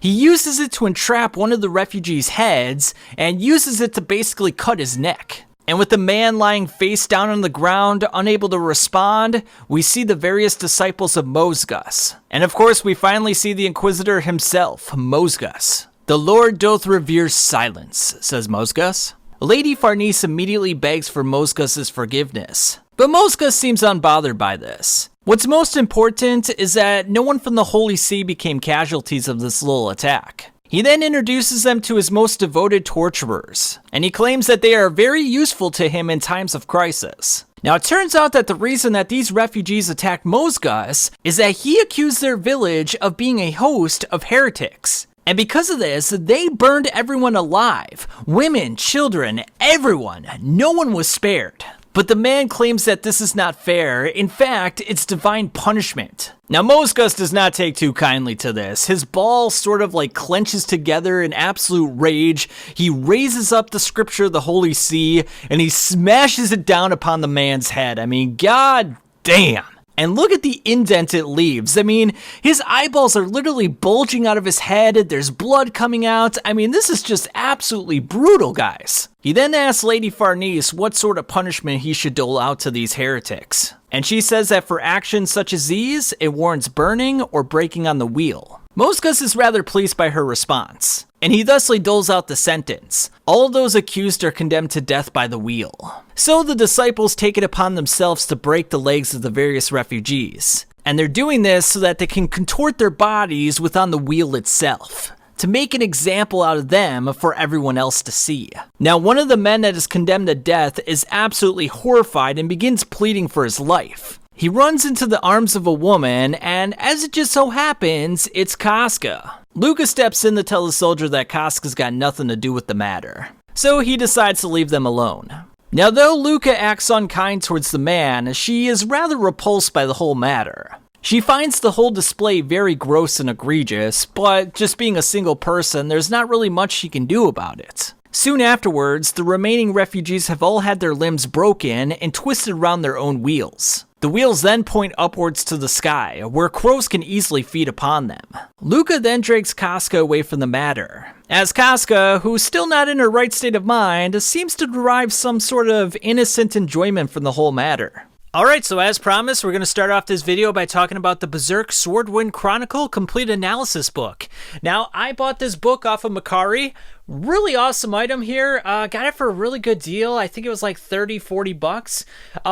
Beautiful looking cover here. Just love the image of the Band of the Hawk. You got the sword, you got the wings right here. You got Guts, Casca, Griffith, various scenes from the anime, the 1997 anime, the actual good version, not the 2016 anime, obviously. The Berserk in letters up here is all glittery, so it just looks really great. And as you're gonna notice, you're just gonna have various scenes from the anime. It is an analysis book of the anime, so yeah, it's just really great stuff. Got a nice little table of contents here. So we got character, story guide, intermission, harmony, secret art, gallery. So yeah, just really good stuff. We start off with Guts here. So as you see, we start off with the childhood, boyhood, we go into adolescence, which is kind of funny for adolescence because when you think about it, look at how big and muscular this guy is. I mean, it's just absolutely ridiculous. He puts adults to shame with this. It's kind of crazy. Yeah, just really great stuff here. I just love all the little scenes here. You got little blurbs here. I would assume they're probably talking about specific moments in the anime. So yeah, just really cool stuff here. You got the celebration here when Griffith was elevated to general and Guts is outside and smiling to him. So just really cool stuff. Then, of course, we got Griffith here. We got the moments in which Griffith, takes ownership of Guts and he joins the Band of the Hawk. We got the moment in which he gets to Bailiff for the first time, their first battle together, when he burns down the Queen. So, yeah, just really cool. Then we got Casca. Yeah, we got when she's wearing the dress at the ball, when she was younger and she first joined the Band of the Hawk. We also got the moment over here where it's the eclipse and she's telling everyone to shut up. So yeah. And then we got the man himself, Judo. Always such a cool character. One of those guys that's definitely a jack of all trades. Very smart, very adaptable, has a lot of dexterity. He can use a crossbow, he can use a sword, he can use throwing knives, just has a lot of different skills. I mean, the Chad himself, Pippin, just an absolute unit. Never said much, never really had to. Just a really cool looking dude. Yeah, just awesome character. Oh, and then I love this right here. I mean, look at this. You're getting moments from the Black Swordsman arc. One of the biggest crimes, obviously, that happened with the anime is that we never got to see the full adaptation of the Black Swordsman arc. I'm happy that we at least got to see the Snake Baron and Coca Castle. That was an absolutely awesome episode, the very first episode of the Berserk 1997 anime. But man, I wish we could have saw all of it. I wish we could have saw the Slug Baron. I wish we could have saw Rosine in the Lost Children's chapters.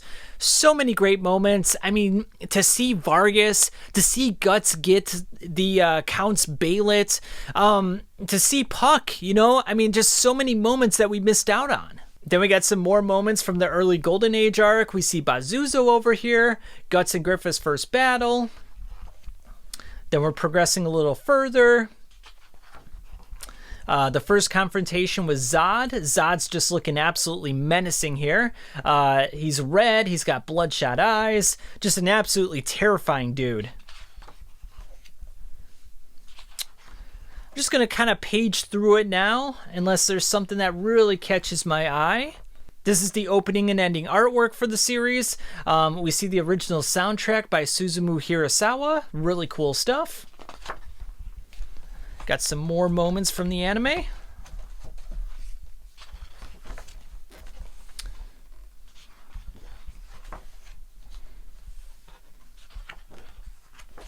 When Guts and Griffith have their battle, and Guts eventually leaves the Band of the Hawk, very pivotal moments in the anime and the manga. Oh, looks like we got some merchandise as well. Oh, this is interesting. Look at this up here. You got like Casca wearing just like a t-shirt and she's got a sword in her hand. Guts, riding a horse. I've actually seen this on Macari a couple times. It's not too expensive. I thought it was like a couple $100, but really cool stuff. We got a little Dragon Slayer sword here. Got some t-shirts, a denim jackets. I believe this is the DVDs and VHS. We got a Beylik keychain. Progressing a little further. Berserk. This was the closest we ever got to seeing the Lost Children's chapters. Obviously, Rosine shows up in the Golden Age arc for a brief moment, but if we ever did get the Lost Children's chapters, this would have been her design. Very interesting. It was very green and blue.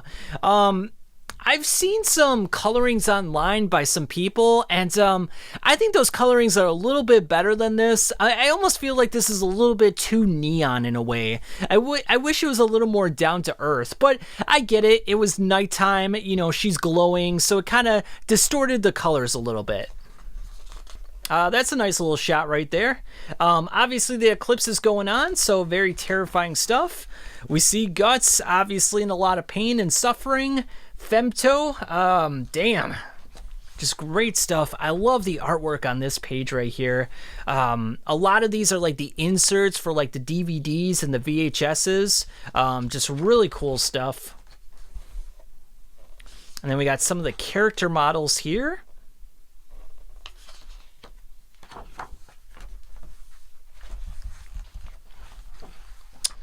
Probably just kind of page through this quickly.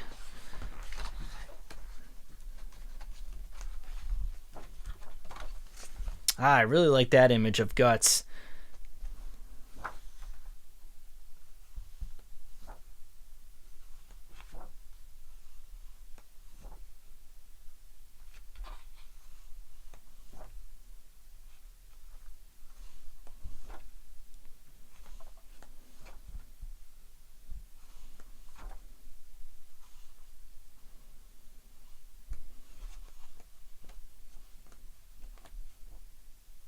Oh, and then we got some interviews as well. Oh, it looks like the director of the 1997 anime.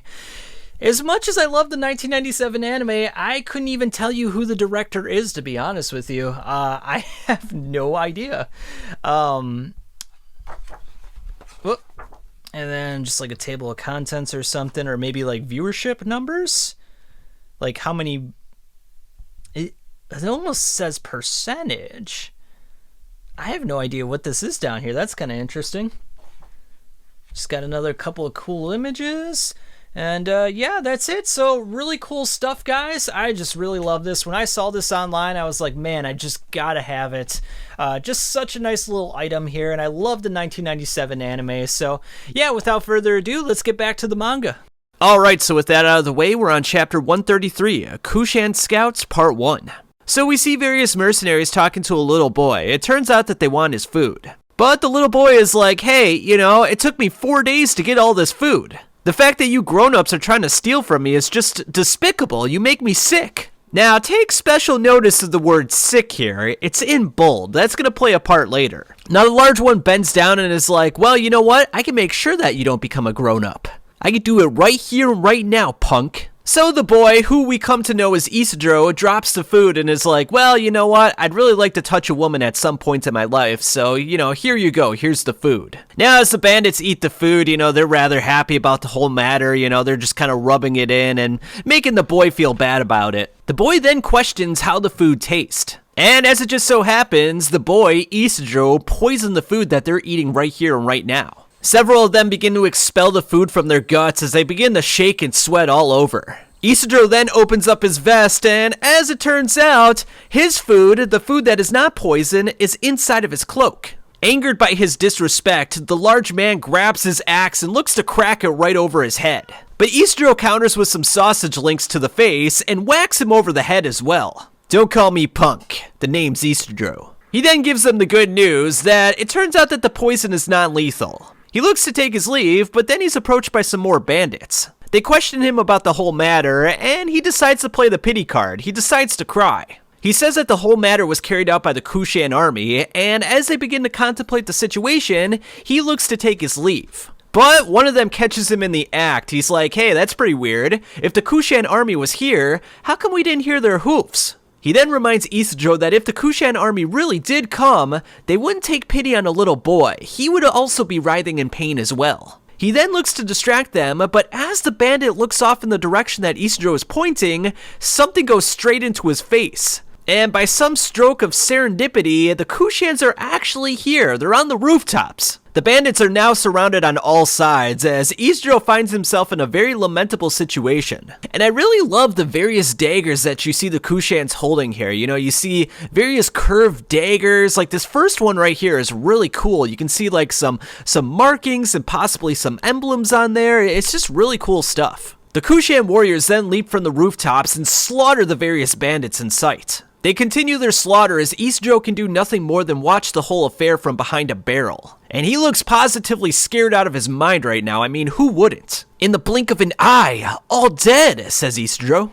Unfortunately for Isidro, one of the scouts finds his hiding spot. But his attention, along with the other scouts, is then drawn to the appearance of a warrior, a massive man clad in black. And of course, we know him to be the Black Swordsman himself, Guts. I mean, obviously, this is one of those iconic panels of Guts. I mean, just look at him shrouded here. Just looks like an absolute badass. Kind of has that Batman vibe, if you know what I mean. Now, Isidro is wondering who this crazed man is as the various Cushan scouts look ready to go to battle. They start approaching him from all sides as Guts remains composed nonetheless. Alright, so before chapter 134 came out, we got a few things to talk about. On December 21st, the winter solstice, we have the Berserk 1997 Laserdisc Volume 12. Really beautiful image of Guts and Griffith here. It's moments before the eclipse starts. We see Griffith holding the bayonet in his hand. You know, Guts is running over to his side. And as we know, as soon as Guts touches his shoulder, the birthing ceremony, the eclipse begins. Just such an iconic shot here. Absolutely love the colors. I love the different hues of red. I love the moon blocking out the sun in the background, the purple in the sky, the mountains in the range. Guts and Griffith just look fantastic. Just a great one, guys. And then on December 25th, we got this image of Guts and Puck here. Really nice stuff. I love the yellows and the browns here. This looks really cool. It gives it more of a realistic look, a realistic tone. Really one of the best images that I've seen of Puck. Really good stuff. And then also on December 25th, we got the Young Animal issue number 1, a telephone card. We got this image of Puck as he's like surrounded by this red aura, and it looks like an eclipse in the sky. We see the swirling clouds, so yeah, just a really cool image. And then we also have 2 unvolumized pages. So these came out in chapter 133 back on December 25th of 1998. However, they never were released in the volume pages, so for some reason they were cut. We got this really cool image of Guts here slicing and dicing various Cushans. I don't know why this one wasn't included. I mean, this is just absolutely amazing. I mean, just look at this stuff. And then we got another one here of the Cushans looking very nervous.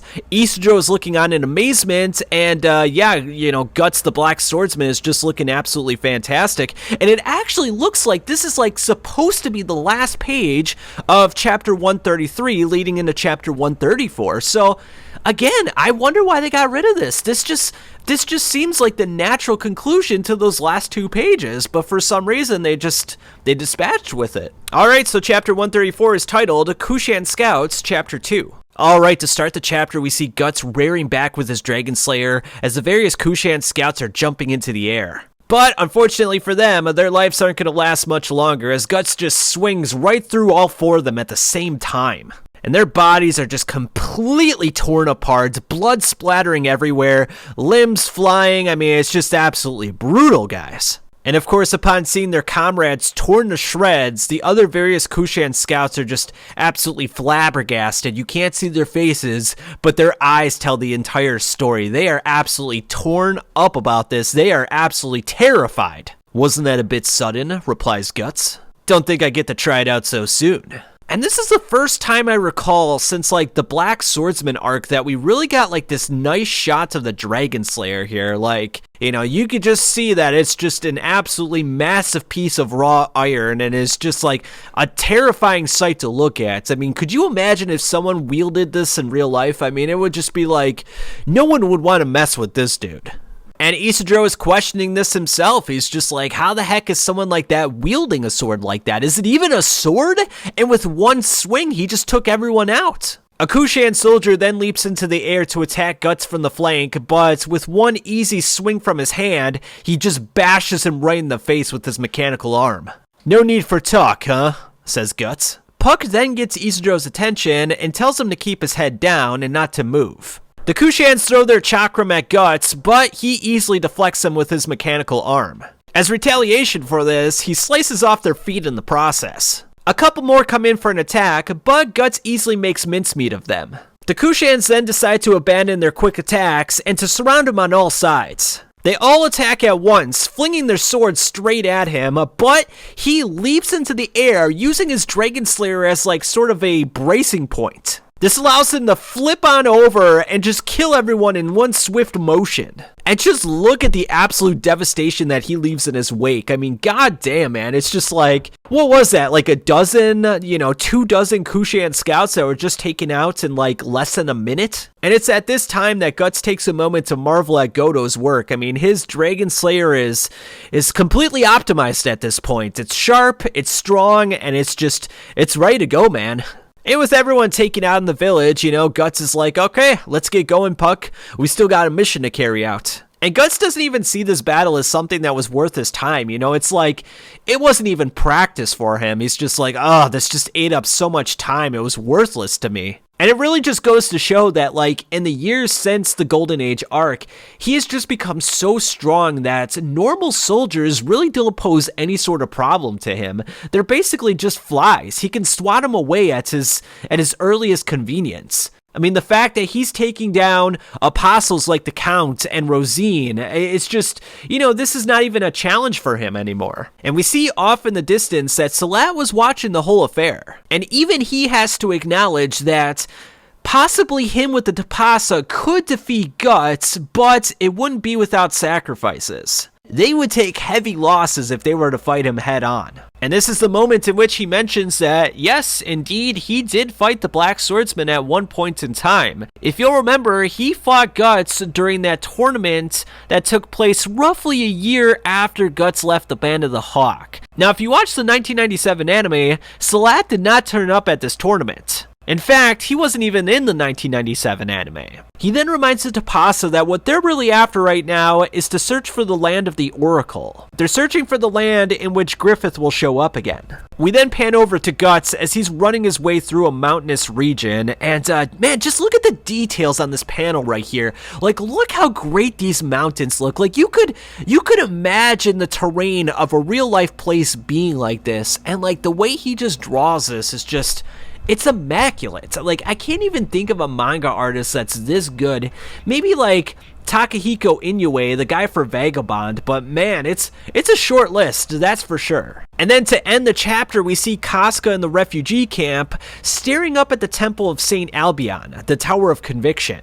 Alright, so before chapter 135 came out, we got a couple of things to talk about again. On January 21st of 1999, Berserk 1997 Laserdisc Volume 13 came out. And given that it's the 13th Laserdisc volume, the fact that it shows something from the eclipse is quite appropriate, I would say. We got this image of Guts here looking very angry and pissed off as he's holding Casca's body that's been raped and tortured. And we know this because we see the brand of sacrifice right over her heart. So, yeah, just a very iconic image here and just very brutal. And you'll note that the art is done by Shinichiro Kobayashi and Yoshihiko Umakashi. And I think it's pretty obvious. I mean, Guts' face looks really good, but there are some slight differences from like how Kentaro Miura would draw his face. And even Casca's face looks a little different. It looks a little more European to my eye. Whereas it seems like Miura does more of a Japanese take on a European model, but, that's neither here nor there. And then as for the insert, we got this image of a sword, Guts' Golden Age sword, in the ground, with the helmets of both Guts and Griffith, and the Baylet lying in the middle. Just a very iconic image that's very symbolic as well. Just really cool stuff. I really love this. And then for some reason this is out of order, but on January 1st of 1999, we got this New Year's card drawn by Kentaro Miura. It looks like an image of Puck looking over the campfire of dreams. Really cool stuff. I really like this. Alright, so chapter 135 is titled Tower of Shadows, chapter 1. And to start, we just got this really ominous visage of the Tower of Conviction, just looking like this dark, shadowy mass, this evil structure, as we see the symbol of the Holy See and the various refugee camps. It just looks, it looks like hell, man. It just looks like something like from Dante's Inferno. And the various refugees are like looking out of their tents and they're like, again, another priest? Heretics, the work of heretics. Now, what exactly are they looking at here? Well, when we get a closer inspection, we notice that it's the skin of a priest. They skinned a priest alive and hung his skin on a dead tree. So, very ominous and ruthless stuff here, guys. I mean, Jesus Christ. I mean, like, it's like the stuff out of a horror movie. It's like the stuff out of Hellraiser. And then we can also see another pair of eyes staring at the priest. Very ominous and cryptic eyes. If you've read the manga, you know what this is about. But for now, I mean, we're just kind of left to wonder, what is this? What's happening here? We see the various refugees huddled together, just emaciated, hungry, dying from sickness. I mean, it's just an absolutely tragic sight. As one of the carriages goes by, the various refugees are begging for any sort of scraps that they can get, but as it turns out, these offerings are, they're for the monastery, they're for Mosgus and the various disciples. They're not for charity, and it's just like, God damn, man, they're watching these people wither away and die, and, they're talking about God, he's this benevolent guy, and he'll show them the light, and yet they just refuse to help in any regard whatsoever. And as they beg for mercy, the various Holy Iron Chain Knights come onto the scene, and as we know, things are not going to end very well here. Farnese tells her troops to seize them and let no one escape, as the various refugees run for their lives. She then says, "What are you people thinking, laying hands on offerings to the temple? Is this what believers do?" A woman with a sick child then steps forward, begging for any sort of help whatsoever. He doesn't have the strength to nurse anymore, and if he doesn't get God's divine protection, he's going to wither away and die. And it's this image that really gives Farnese pause, she's such a devout follower of the Holy See and is so stringently doing her job, but this one moment really gives her pause and makes her think like, oh my God, maybe we should do something. Maybe we should provide some form of assistance. Off in the distance, Mosgus, seen on a horse, then says that, in the light of your boldness, God shall show you some mercy. And even though she has broken the law, she has done it for the right reasons. She has done it for the love of her child. And her self-sacrificing pure love for her child shall be rewarded. And she begins to cry and, thanks the Father. She's like, oh my God, my child's going to be spared. I mean, this is fantastic. But as we know, looks can be quite deceiving. Now, as they make their way into the monastery, we see some people tossing some trash out of a window, and the various refugees are just going for anything that they can get to survive off of. And, it's just, God, man, it's just such a brutal arc, man. The people are just absolutely dying and suffering left and right, and there's no compassion whatsoever. As they make their way further into St. Albion, we see various people being tortured in cages, crows are pecking at them, and it's just a grisly sight. The child is then given some medicine, as one of the priests says that with some rest and nourishment, he should recover straight away.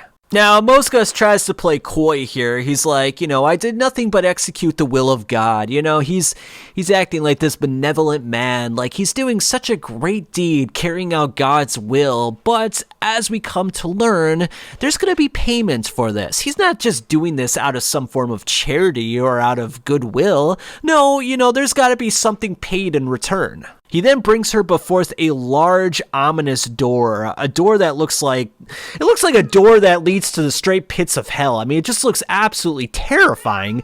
And you got two guys with masks and cloaks on, and they have some sort of weird things in their hands. It looks like torture devices. And sure enough, as they make their way inside, we see various people being tortured, dead people, their necks are slit open. We see the torturers taking pleasure in burning them and extending their limbs and doing all sorts of horrible stuff to them. He then says that this is the first time that Farnese has set foot in this room, and the reason that this room exists is that Albion has become comprised of many sinners. There are thieves, rapists, murderers, and above all else, heretics. He's aware of the fact that another monk was murdered in the refugee slum. And thanks to some information that was provided to him, they were able to capture many of the suspicious individuals involved. And quote-unquote, thankfully, many among them have become converts, truly delightful. They've seen the ways, as it were. And in some scene, we're seeing one woman's breast being, squeezed in a very malicious way. I mean, god damn, man, what the heck is going through Mira's mind here? And Moscas reminds Farnese, thou shalt not divert thine eyes. This hellish spectacle is one aspect of the Holy See to which you belong. God does not rain benevolence alone upon this earth. He is also a strict arbiter. Now he reminds the woman that loved her child that yes, you showed love and courage, but in doing this, you violated the law of the Holy See. And after all, sin is sin.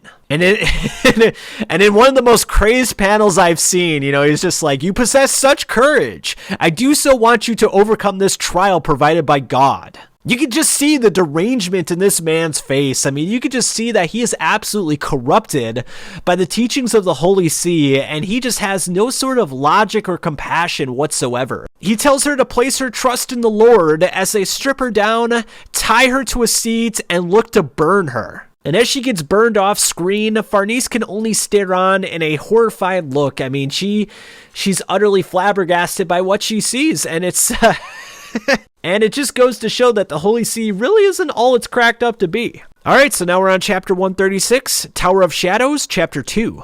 Alright, to start the chapter, we see a bunch of corpses, and crows are just picking from the dead bodies. We then see the Holy Iron Chain Knights dragging a man by a rope and saying that he's a possible heretic, the man who killed the priest a couple days ago. Now, unfortunately for him, anyone that's declared a heretic never comes back safe. They're supposed to get a quote-unquote fair trial, but that doesn't really happen. Farnese then looks over at a woman with a sick child. It looks like the same woman from before, but that child doesn't look to be living any longer. And I think we can verify that it's the same woman because when you look at her hands, they're all bandaged up. Likely they got burned, in the torture chambers. Now, as they drag him through the camps, we're then transitioned over to a girl named Luca as she's having sex with a man. Jerome, the man, is a member of the Holy Iron Chain Knights. But he informs Luca that most of the Holy Iron Chain Knights do not respect Farnese's command. Partly because of the fact that, she just gives out crazy orders and she doesn't really thank them whatsoever. She also isn't as skilled as a man, and nor does she excel at commanding people. Although it's a tradition that the leader of the Holy Iron Chain Knights is a woman,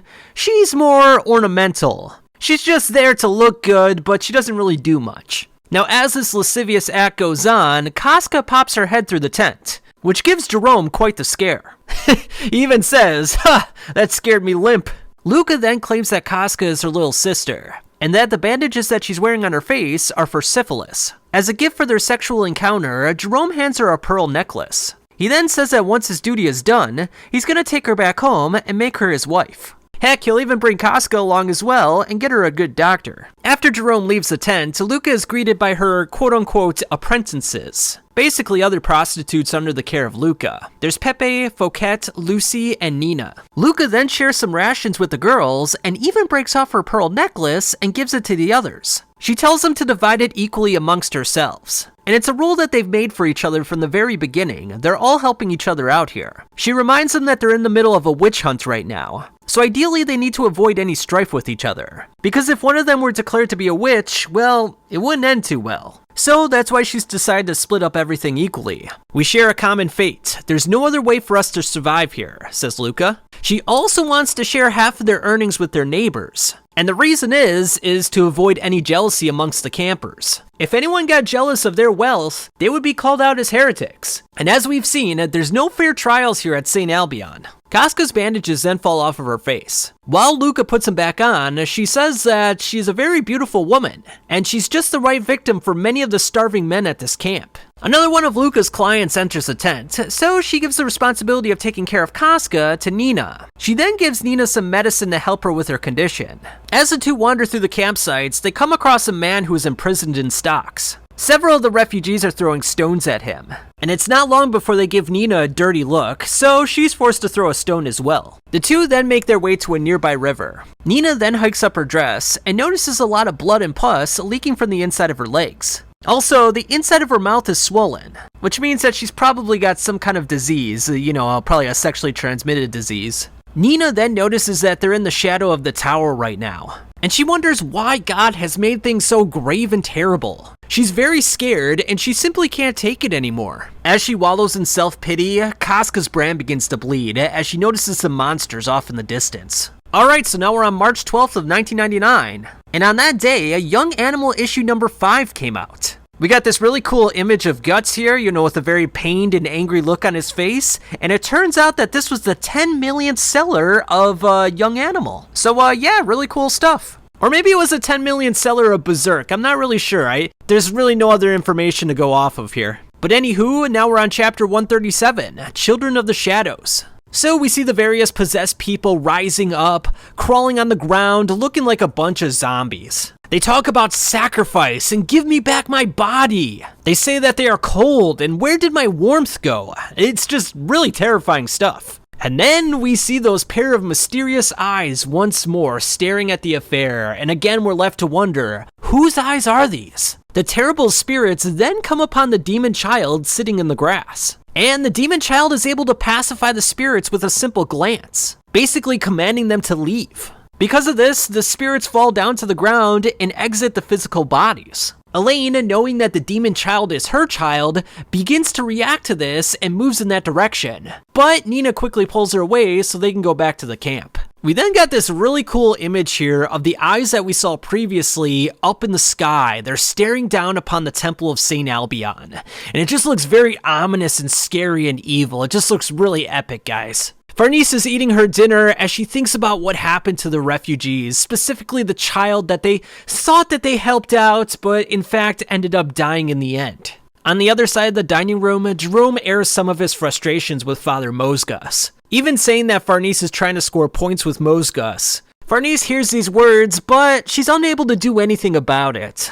Done with their meals, Farnese and Serpico exit the dining hall and descend the tower's floors. Eventually, they come upon two of Mosgus's disciples, and in a very surprising turn of events, they're playing and frolicking with some crows. The disciple with the bird mask then walks up, and says that the master, i.e. Mosgus, is in the chapel. He then says that the other disciples are actually good-natured people. He states that they've all been cruelly persecuted because of their appearance. We have been chased from villages and towns, sold to circuses, and some of us have lived secretly in forest, loathed as monsters. He then pulls off his own mask, but he looks like a relatively normal person. That being said, when he puts his hand into the sunlight, it begins to burn and scale. Without his mask, he would succumb to contagion within 3 days. He was thusly driven from his village, to a place where his burned body would be seen by none.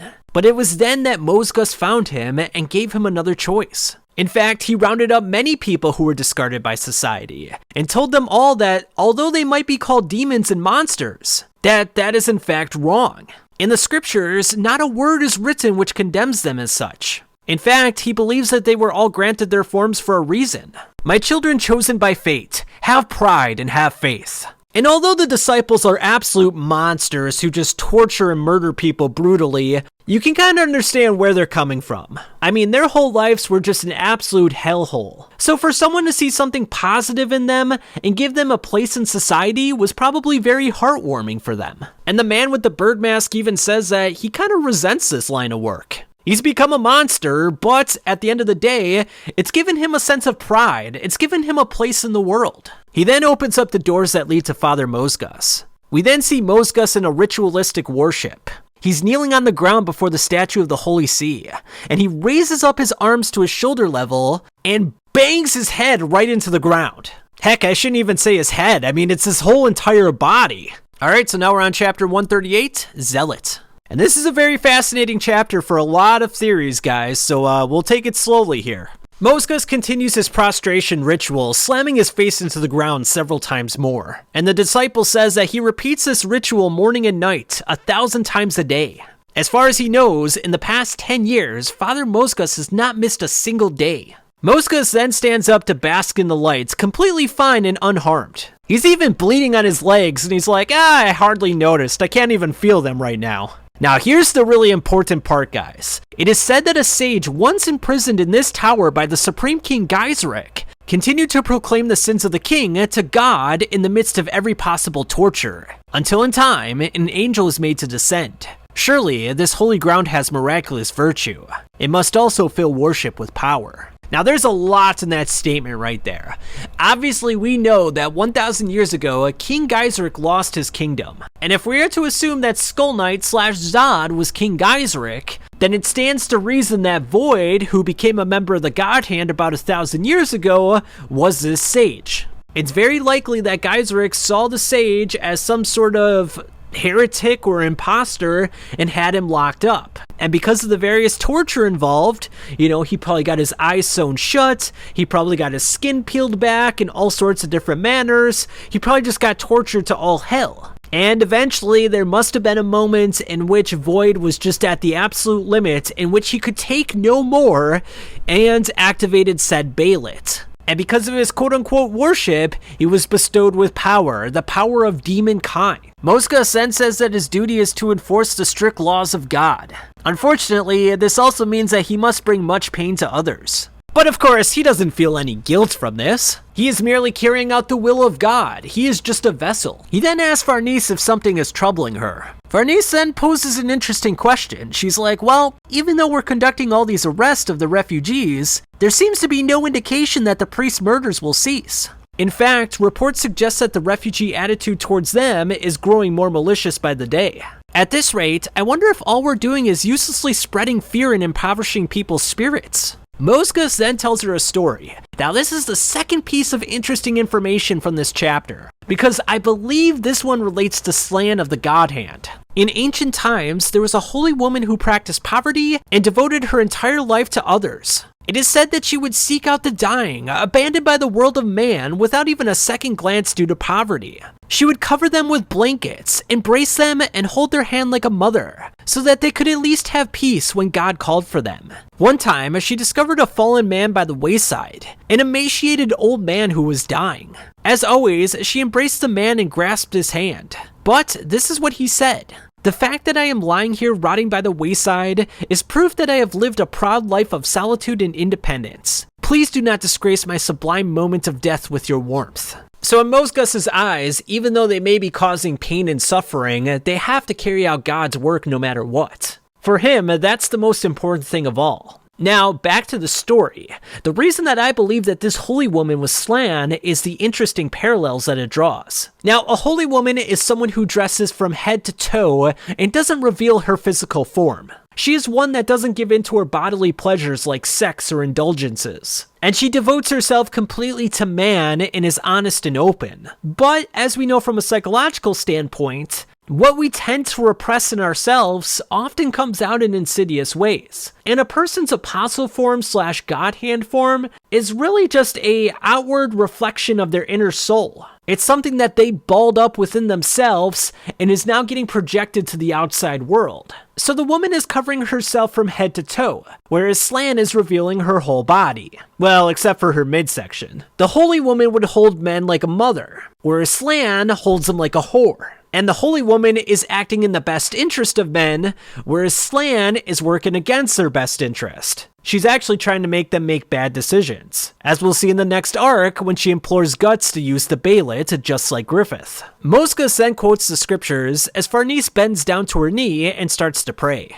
And with this, Moscas is ready to return to his work. Back in the camps, we see Nina sharing half of her earnings with the various neighbors. She then tells Casca to stop playing with the kids as she's going to get her clothes dirty from the mud. Joaquim then comes to Nina to have a conversation, but she tries to brush him off by saying that she's busy. The two begin to bicker back and forth for a little bit, before Nina tells Joaquim to meet her by the riverside at midnight. She then leaves with Casca back to the tent. And as night approaches, Joaquim meets up with Nina at the riverside. She then plunges herself into his arms and asks if he loves her. He says yes, and she's like, could you fall into hell if it was together with me? And this gives him a little bit of hesitation. But he eventually agrees. He's like, well, yeah, if I'm with you. She then wants to take him to a place where the scary god doesn't exist. The edge of the world, as she calls it. She then leads him to a large crevice between two cliff sides. And as they make their way to the entrance, we see many shadowy figures making their way inside, as we're left to wonder what the heck is going on here. I mean, if I had to guess, I would say an Epstein party, but what do you guys think? Alright, so before chapter 139, we got a couple of things to talk about. On March 29th of 1999, the Berserk Volume 17 author illustration note came out. We got this really cool image of Guts right here, and a note from Kentaro Miura, so really cool stuff. And then on April 9th, we got this Farnese telephone card. We see that she's wearing her getup from the Holy Iron Chain Knights, and yeah, it just looks really cool. I mean, like, armor, look at the cape that she's wearing, the gold, just the detail and everything. I mean, it just looks absolutely fantastic. Really like this one. And even the green hue in the background looks really cool. I like how it's all done. Alright, so chapter 139 is titled, Bowels of the Holy Ground. Nina leads Joachim further down into the cave, following a few cloaked men who are headed in the same direction. Their walk is brief, and it ends at the bowels of the cave where a massive orgy is taking place. Humans cannot be boundless. We then see a bunch of people dancing happily and wildly around a fire. They're completely without clothing and engaging in all of their base urges. Drums are being banged, lutes are being played, and horns are being blown, and we see a weird concoction with like some kind of mixture in there. And then amidst all the chaos, there's a man with a massive goat's head sitting atop his head. He's surrounded by many women, and it looks like he's the leader of this cult. With a crazed look in her eyes, Nina begins to drag Joaquin along. And then just a little bit behind her, we see that Luca is looking at the whole affair. Now upon entering, several women and men begin to strip them both naked. Joachim is very confused about what's going on, and he's also apprehensive. But in the midst of everything, Nina urges him to run away with her. And while this is all going on, we see those pair of distinct dark eyes once more. Joachim then makes it to Nina as it looks like his body is starting to merge within her own, almost in some sort of weird, dark, sadistic sort of way. And he begins to suspect that this might be an illusion, that he might have been drugged. He then catches a glimpse of the plume of smoke coming from the fire, and it's just not any plume of smoke, it's taking on the resemblance of someone we know very well. A member of the God Hand, that is, Slan. Now, of course, from Joachim's perspective, he has no idea who this is. But from our perspective, we know exactly who this is, and we know that she's influencing the various orgy members in this cult. This is how the God Hand works. They're omnipresent. They're everywhere at once, and yet they're nowhere. They cannot take physical shape, but they can influence people's decisions and the way in which they act. Now, the various cave members refer to her as the Goddess of Flame. We then go back over to Luca, and she's correctly determined that they mix some drugs into the cookpot. Joachim then begins to have sex with Nina, but as he's doing so, the effects of the fumes are causing him to hallucinate even further. His visions begin to blur, and he feels like he's losing all sense of self. After orgasming, Nina brings Joachim to the Great Goat, the leader of the cult. And she wants him to be a convert. She wants him to be part of their own kind. Joachim begins to follow Nina's instructions, kissing the goat man right on the chest. And next, he'll have to do the same to his penis, which, oddly enough, is shaped like a snake. And for the final part of the ritual, he's gonna have to drink from some cryptic concoction. Unfortunately, there's a finger in the concoction, which means that they're not just a sex orgy cult, they're also a cannibalistic cult. After seeing what looks like children being put into the boiling water, Joachim snaps out of his delirium. Frightened by this, he begins running away in earnest. But Nina's like, hey, kill that man, he betrayed us. So it's just hilarious to me that she's like, oh, I want you to be part of this cult, you know, we're gonna be together. And then as soon as he shows like one little bit of defiance, it's like, okay, yeah, let's kill him, let's get rid of him. Now eventually Joachim is caught outside the cave by the orgy members. And together, they cast Joachim down the side of a nearby cliff. Alright, so now we're on chapter 140, Witch. The various cultists believe Joachim is dead, so they decide to go back inside the cave. Distressed by the whole situation, Nina begins to break down and starts to cry. She then senses someone's presence behind her and thinks it's one of the cultist members, but unfortunately for her, it's Luca. Desperate to save herself from embarrassment, she clutches onto a rock and tosses it at Luca's head. I mean, I gotta say, she's actually a pretty good shot here. She nails her right on the temple. But Luca remains steadfast in confronting the disobedient girl. Desperate to escape the situation by any means, she then vows to jump off of the cliff. You know what? You've never done right by me. You've been high-handed and intolerable, acting like you know everything, proudly ordering people around. Even right now, what's that look? You're pitying me. Do you despise me? That's how you get so big and full of yourself, says Nina. She then threatens her by saying that if she calls out the rest of the cave members, they could tear her to pieces right here and now. And deservingly so, as she earns a slap straight to the face. And to make matters worse, Luca takes her, flips her over, and starts spanking her bottom like a child. After apologizing profusely, Luca begins to hug her and says that she worries her so much. "You really are a silly girl," says Luca. Now they aim to leave the area together, but they eventually come across Casca, who is surrounded by heretics who left Nina alone on the cliff. Now, they believe that she's riddled with syphilis, so they don't really take any interest in her. However, one man begins to pull off her bandages and realizes that she's quite beautiful. He then throws himself on top of her and begins to rip her clothing off. And right on top of her chest, we can see that her brand is bleeding. Memories of the eclipse begin to flood her mind, and what an absolutely epic but scary panel at the same time. You know, the way Mira draws this, because it's coming from Casca's perspective, makes everything look phallic and scary, and it's just, my god, it's absolutely horrifying, guys. It's just, wow. The way to capture fear in this one panel is just, it's immaculate. I mean, how can someone do this? It always amazes me. As Casca begins to scream in terror, Luca runs out of her hiding spot to stop the inevitable rape. But before she can do anything about it, the heretics' attention goes elsewhere. They see a black mass of giant swirling faces in the sky above them. One of the faces then swoops down and possesses one of the heretics, using his body to bite off another heretic's face. I mean, Jesus Christ, guys, this is just brutal. Luca and Nina then watch the horror as the heretics begin to massacre each other one after another.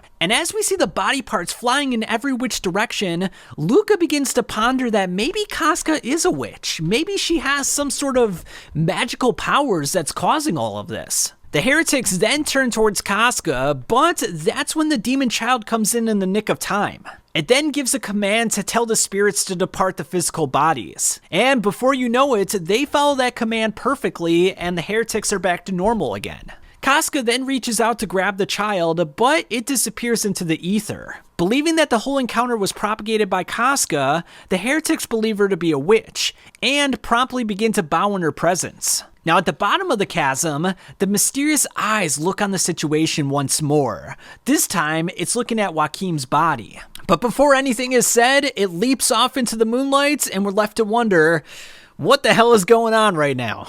Alright, so on May 14th of 1999, episode 141 came out, or chapter 141. And that came out in Young Animal issue number 10. Now for that issue, it came out with this short little comic strip of Kentaro Miura and Puck. Now it's actually really cool. Kentaro Miura is pondering something, then it looks like he gets mad, he gets a little more mad, and then he has this look of jubilation and joy on his face by the end. So it looks kind of humorous. You know, I wish I could read Japanese, but all the same, I still think it's, you know, pretty creative and humorous. So yeah, really cool stuff. And chapter 141 is titled Spirit Road, Chapter 1. So it looks like Isidro has finally found Guts, but he's pretty worn out by the whole thing. He's like, man, I can't believe this guy ran around with that gigantic sword for, you know, a whole damn day and a half and, you know, didn't even stop. And when you think about it, it's actually quite absurd because that sword has got to weigh anywhere between 300 to 500 pounds, and he ran a whole day and a half with it. I mean, you try running with a backpack that weighs like 30 or 40 pounds, and you're exhausted after about 10 minutes. So, like, it's just a testament to how strong and how much endurance that Guts has. Isidro then sneakily approaches Guts and looks to steal his sword. But, unfortunately for him, the gigantic hunk of steel just won't move. Puck, who's wielding a dandelion, then implores him to put his back into it. Use your hips, see? Like this. Very well, Isidro, give us a shout and heave. Ho! And given that Isidro is probably only like 13 or 14 years old right here, it's actually rather impressive that he's able to lift up the hunk of steel, you know, a couple inches off of the ground. He's very far from wielding it, but still, it's an impressive show of strength. Guts, who's not amused by the whole affair, then gets up and grabs his sword. It ain't a kid's toy, says Guts. Now, he understands that Isidro's been shadowing him around for the last couple of days. I mean, he's not the Black Swordsman for nothing. I mean, if someone's following him, he's gonna notice pretty quickly. Now, Puck teases him and says that if he wants to be Guts' apprentice, that he'll have to go through him. But Isidro kind of plays it off like, yeah, you know, I'm not interested in that. I'm not gonna be under anyone's shoe. And recognizing that this is very similar to his personality when he was that age, Guts, you know, can't help but crack a smile. He then questions the boy and asks if he's cut down anyone, and Isidro meekly says one or two. Puck then tells quote-unquote Sneakadro to run off, but just before he can do so, they see something off in the distance, something that's rolling their way. And it's wagon wheels from a cart, but not any ordinary wagon wheels, the same wheels that were used to kill the heretics. And this panel right here is just so ominous and dark. You see the men impaled, suffering, and they're cursing Mosgus, cursing the way that they were tortured. "Damn you, I'll get you, I'll tear you apart," says the various heretics. They start to roll towards Isidro, and he begins to panic and runs off. Guts quickly slashes through one of the wheels, just completely obliterating it. Now Guts recognizes that these spirits are fueled by hate, and he's like, you know what? It's the same for me as well. There's this black mass welling up inside of me, ready to burst out at a moment's notice. He angrily says that he's in a hurry and just starts slicing and dicing everyone in his path. I mean, one could surmise that he's going berserk right now. Nice. Now, as they're running off from the situation, Isidro decides to use his own sword, but unfortunately, it snaps in two. Guts decides to provide assistance to make sure that the boy doesn't get hurt. But the good deeds don't last long, because he then grabs the boy by the back and just tosses him down a cliff. I mean, it's pretty hilarious. Now, it should be mentioned before we go on to the next chapter as well, that these wagon wheel monsters were a concept that was taken by Miyazaki, the same Miyazaki that works for FromSoft, and you see them in the various Souls games, so that's a pretty cool idea right there. Alright, so now we're on chapter 142, Spirit Road Part 2. Guts runs all through the night, refusing to stop and rest. Puck then ponders what happened to the little boy Isidro, and he even mentions that, you know what? He's kind of like Guts in a way. He's got a nasty look in his eyes, and he's just so stubborn. They're then confronted by another monster, someone that's cloaked in dark and in the shadows. But luckily for Guts, it's not a monster. It's the ominous and premonitious Skull Knight. I thought I'd get your attention. You seem in good health, struggler. Now, Skull Knight is rather fascinated by the fact that Guts has an elf following him. And likewise, Puck is fascinated by the fact that there's some sort of strange OD coming from the Skull Knight. Skull Knight then reminds Guts that he is the foe of the Inhumans. And as it turns out, one is to be located where he is heading. Guts wonders if it's an apostle, and Skull Knight says that it could be their leader. Guts then wonders if the God Hand is going to be at the Tower of Conviction, and Skull Knight clarifies by saying they exist everywhere in this world. Any place negative human thoughts swirl in a large concentration, but at the same time, it can be said that as a huge body of thought, they cannot take flesh in this world. Thus, they exist nowhere. Now, this cryptic, pivotal statement might be the key to defeating the God Hand. The fact that they exist nowhere means that they cannot be touched from a physical level. As noted by Guts' battle with Griffith on Elfhelm, his sword just went straight through his head. But their strength lies in negative emotions, a huge concentration of swirling negative emotions. So if you can somehow cut them off from that, they would be rendered useless. At least that's what I'm thinking. But how do you do that? I mean, it's easier said than done. Anyway, we're getting ahead of ourselves here. Let's get back to the story. Now, he says that when the concentration reaches a critical point, one who should exist in the divine domain is incarnated just once in 1,000 years. Do you not see it too, the dream of the shining hawk? Likely every human in the world was witness to that same thing. It was a revelation.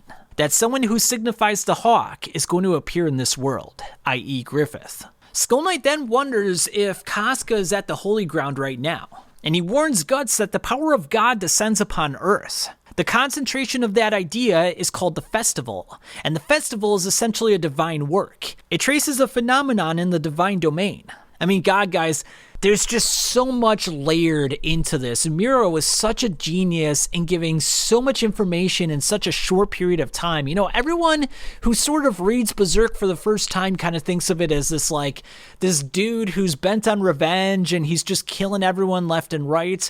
But there's just so much philosophy and psychology and deeper understanding that needs to be explored. But it's actually a thought-provoking manga that challenges you in so many different ways. Skull Knight then says that what's happening at the Tower of Conviction is an attempt to imitate the eclipse. Puck then notices that anxiety, fear, and anger is all welling up inside of Guts right now. And in Guts' mind's eye, he's looking at the eclipse. He's seeing all his dead comrades torn apart, laying on the ground in a bloodied mess and just absolutely massacred. And it's a horrifying notion to think about. However, Skull Knight reminds him that there's no way to change the course of the festival. What's going to happen is going to happen.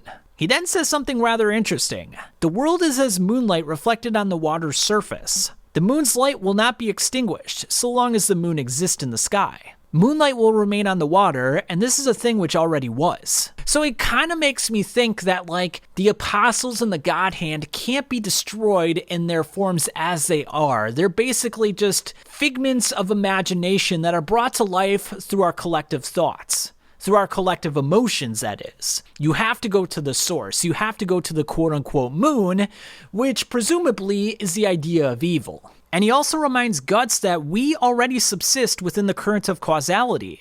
We who exist beyond the physical are still merely shadows on the water.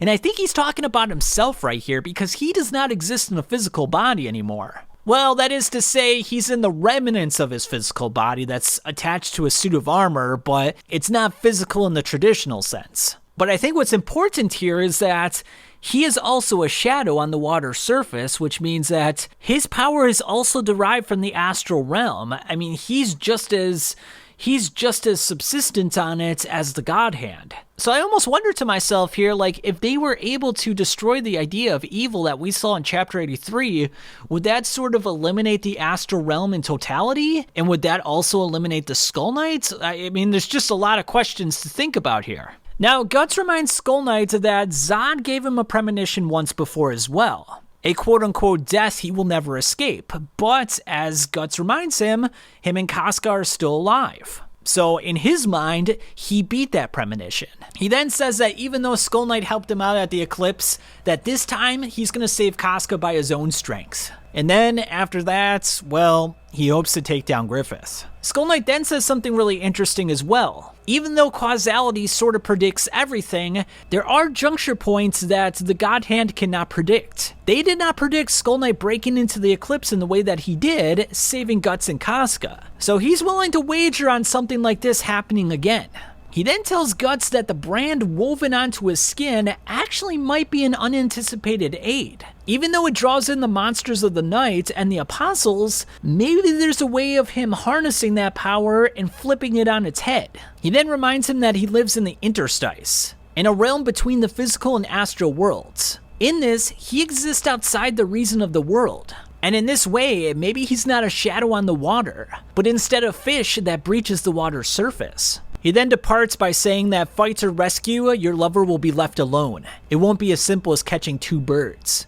At the holy ground where blind sheep gather, see you again. Puck then says to himself, maybe I imagined it, but that guy right now, he kind of felt like an elf. So the fact that he's giving off elf vibes is very telling and something that's going to be revealed to us later on in the story. Guts then says that he's going to save Casca no matter what, and as he departs, we can see that Istro's in the background chasing him again. Alright, so before chapter 143, we got a couple of things to talk about. On June 25th of 1999, the W. Wild Painting issue number 12 came out. There was a poster gift inside, and it came with this Skull Knight poster, which is just really badass. It's got Skull Knight standing on the rocks with the moonlights in the background. I mean, just an absolutely amazing image. I absolutely love this. And then another poster gift was this Guts and Zod poster with Griffith in the background. I mean, god damn, just look at how magnificent this is. You see the anger and the force within Zod. Guts is looking like a badass with the Dragon Slayer. You know, Griffith is looking like something larger than life, like a god in the background. I mean, it's just, man, Mira is an absolute genius, man. And then finally, we're on chapter 143, which is titled Pillar of Flames. Farnese then recalls when she was a child and being scared of a roaring fire, people being burned at the stake. There was this mysterious pillar of flame. A countless number of cast shadows were wavering, roar, roar, like some kind of festival. And to complement this, we're taken to the present, where Farnese is given the orders to burn various people at the stake. So what gave her fear as a child has become her responsibility as an adult. And this doesn't sit very well with Jerome. He's like, you know, she doesn't seem to have any problem lighting people on fire. I mean, this is just absolutely horrific. Jerome then listens to another knight explain that Farnese's home faced a plaza where heretics were regularly burned. And that's where she earned her position as the leader of the Holy Iron Chain Knights, and was the leader of the search for the Black Swordsman. Farnese watches the three men being burned alive, thinking back on Mosgus's words about faith and duty. A paranoid man in the crowd then advances upon a child, claiming that his dad was a heretic. He threatens the boy even further, but that's when Serpico decides to step in and puts his sword between him. Not to worry, the child bears no guilt. It was proven at his father's trial. Serpico then excuses himself from the affair, saying that he's not feeling too well. And when he's sitting by himself in a courtyard, he says that he doesn't do too well with flames. Jerome then commends Serpico on his good deeds with the boy back there, and Serpico admits that he's very similar to that boy. His mother was also condemned as a heretic and burned at the stake. It happened 3 years ago before his eyes, and that's why he doesn't do too well with the fire. Serpico then decides that he's going to return to his duties. Jerome watches him leave, realizing that both the burning of Serpico's mother and Farnese's first sentencing occurred around the same period of time about 3 years ago, which might indicate that Farnese actually burned Serpico's mother alive. But of course, we're going to find out the details about this in a much later chapter. While lying on the bed, Farnese then reflects on her own childhood. The roar of the flames, it was so dreadful. She was unable to bear the dreadfulness of it all. The wavering shadows on the walls, the stench of burning flesh, everything about it was just so chaotic and scary. But when someone handed her a torch, she threw it directly into the flame just as everyone else had. And that's when a strange thing happened. She started throwing more torches in there. And in order for her to escape the terror of the world, she had to lead them. She had to become one of them and dance within the shadows of the flames. And though you can see the trepidation on her face, she feels a strange warmth inside of her, and it's just, god damn, it's such a fucked up panel when you think about it. And in an attempt to relive this feeling once more, Farnese decides to pleasure herself in the bedroom, staring deeply within the fire as she does so. And she even tries to convince herself that she's not in the wrong for what she's done. She's just simply trying to escape this inescapable fear. Alright, so now we're on chapter 144, Black Swordsman on the Holy Ground.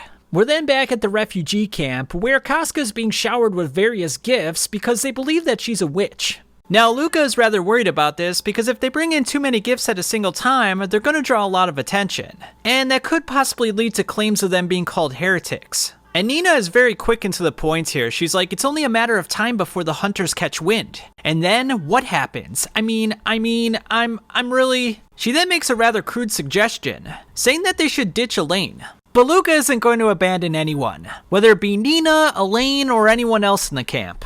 A commotion is then heard outside as Lucy comes in and says that Pepe has been caught. We then see that the various Holy Iron Chain Knights are keeping Pepe locked up.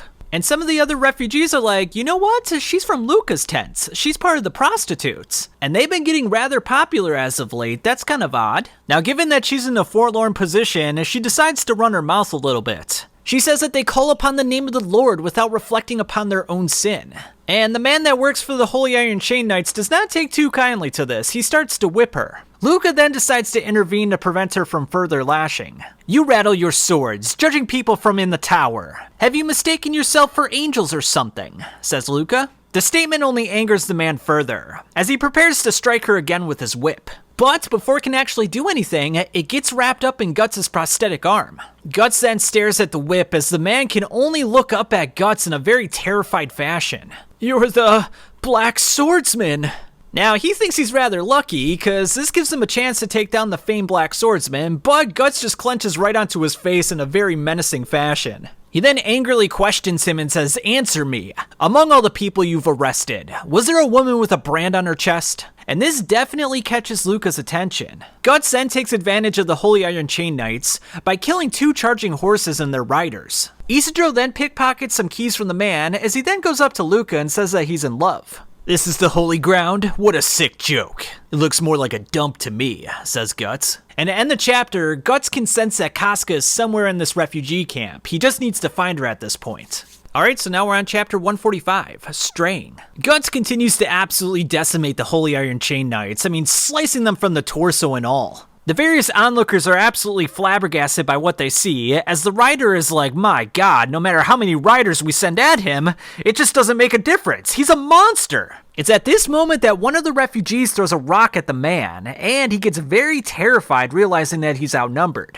They decide to withdraw from the situation, as Luca then approaches Guts. Now Luca wants to thank him for helping them out, but he's in a hurry. He's in no mood for just sitting around idly. She then recognizes the brand of sacrifice on his neck, and it's the same as Casca's, or Elaine's. And this all but confirms that Elaine is Casca and she's in this camp. Now, as they make their way through the refugee camp, we see those pair of mysterious eyes once more. Now, as Nina's lying in bed, she begins to sulk. She thinks of the worst situation possible, that maybe the hunters took Luca and the others into imprisonment and now they're all gone.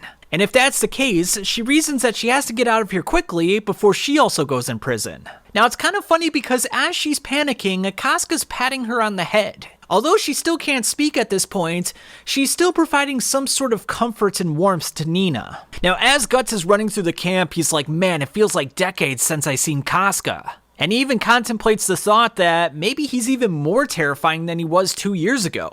Maybe he looks like an even worse monster because, let's be honest guys, he's been killing apostles nonstop for the last 2 years, and he's gone very deep into hatred and darkness. And from Casca's perspective, I mean, that's pretty terrifying, let's be honest. Luca then wonders what Elaine means to Guts. And after a brief hesitation, she pretty much guesses that they must have been lovers. They arrive at the tent, with Guts entering first. But, unfortunately, everything is empty. After ruling out that the hunters didn't get to them, they determine that Nina must have run away with Casca. Now, as Nina and Elaine are making their escape, the disease that is afflicting Nina is definitely taking its toll. And unfortunately for them, their path is blocked by the cultist. And it looks like they want to take Casca into their possession. Now, Puck is wondering why so many people can see him. Usually an elf is invisible to most people, so something strange must be going on at this camp for so many people to see him. Now, as Isidro is making his way through the camp, he notices the cultist taking Casca and Nina away. Now, he could go tell Guts about the situation, but he's going to lose a lot of time in the process. Additionally, he might lose track of the cultist and have no trail to go off of, so he makes a determination that he has to follow them. With no leads to go off of, Guts decides to search for Casca by himself from here on. Alright, so now we're on chapter 146, Ambitious Boy. We then see the remnants of a refugee who has been burned. Farnese is spellbound by the sight, staring at the flames until they finally burn out. Farnese then receives a report that the location of the heretic hideout has been determined. Furthermore, a short time ago, a unit got attacked by a single man, the Black Swordsman. Though it was their mission not too long ago to chase down the Black Swordsman, they are now under the orders of Mosgus and must hunt down the heretics at all cost. Now you're probably wondering to yourself, where did they get the intel for the location of the heretic hideout? Well, as it turns out, it came from Joachim. Now as they set out, we see that Serpico and Azan are rather focused on taking down the Black Swordsman. They want revenge for what he did to the Holy Iron Chain Knights. But as for Farnese, well, she's just totally shaken by the situation. His mere presence is sending a shiver down her spine.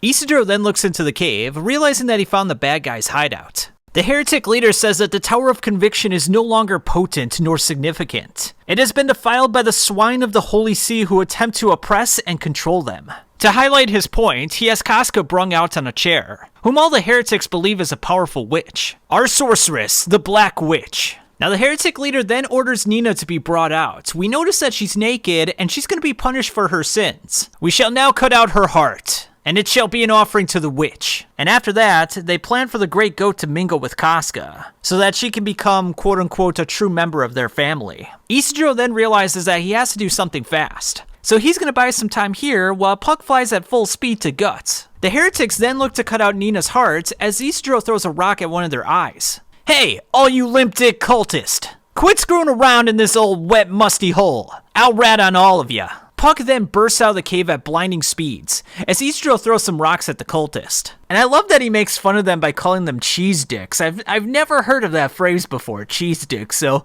kinda interesting stuff. We then learn a little bit about Isidro's childhood. It turns out that he ran away from his village, and he wandered around aimlessly without food or water. And he thinks to himself that if he can get through this little ordeal, that he can finally become a protege of Guts, and finally carve out a place for himself. Nina then goes in to check on Elaine, but we notice that the brand on her chest is bleeding. And that's when we notice something terrifying happening. The thick black smoke from the fire takes the shape of human faces. Farnese and the Holy Iron Chain Knights make their way to the entrance of the cave, as she implores all the forces to move in and restrain the cultist. But unfortunately for them, the spirits inside the cave have possessed half of the heretics, using their bodies to kill all the others around them in a very terrifying fashion. I mean, they're just ripping each other apart. Alright, so now we're on chapter 147, A Monster's Cave. The possessed heretics are acting like a bunch of ravenous animals, literally ripping off the face of the Holy Iron Chain Knights with their teeth. Farnese gets herself in a sticky situation, but Azan's there to put a stop to things. He then mentions that the heretics use a variety of drugs in their rituals, so it's possible that some of them transform them into monstrous beasts.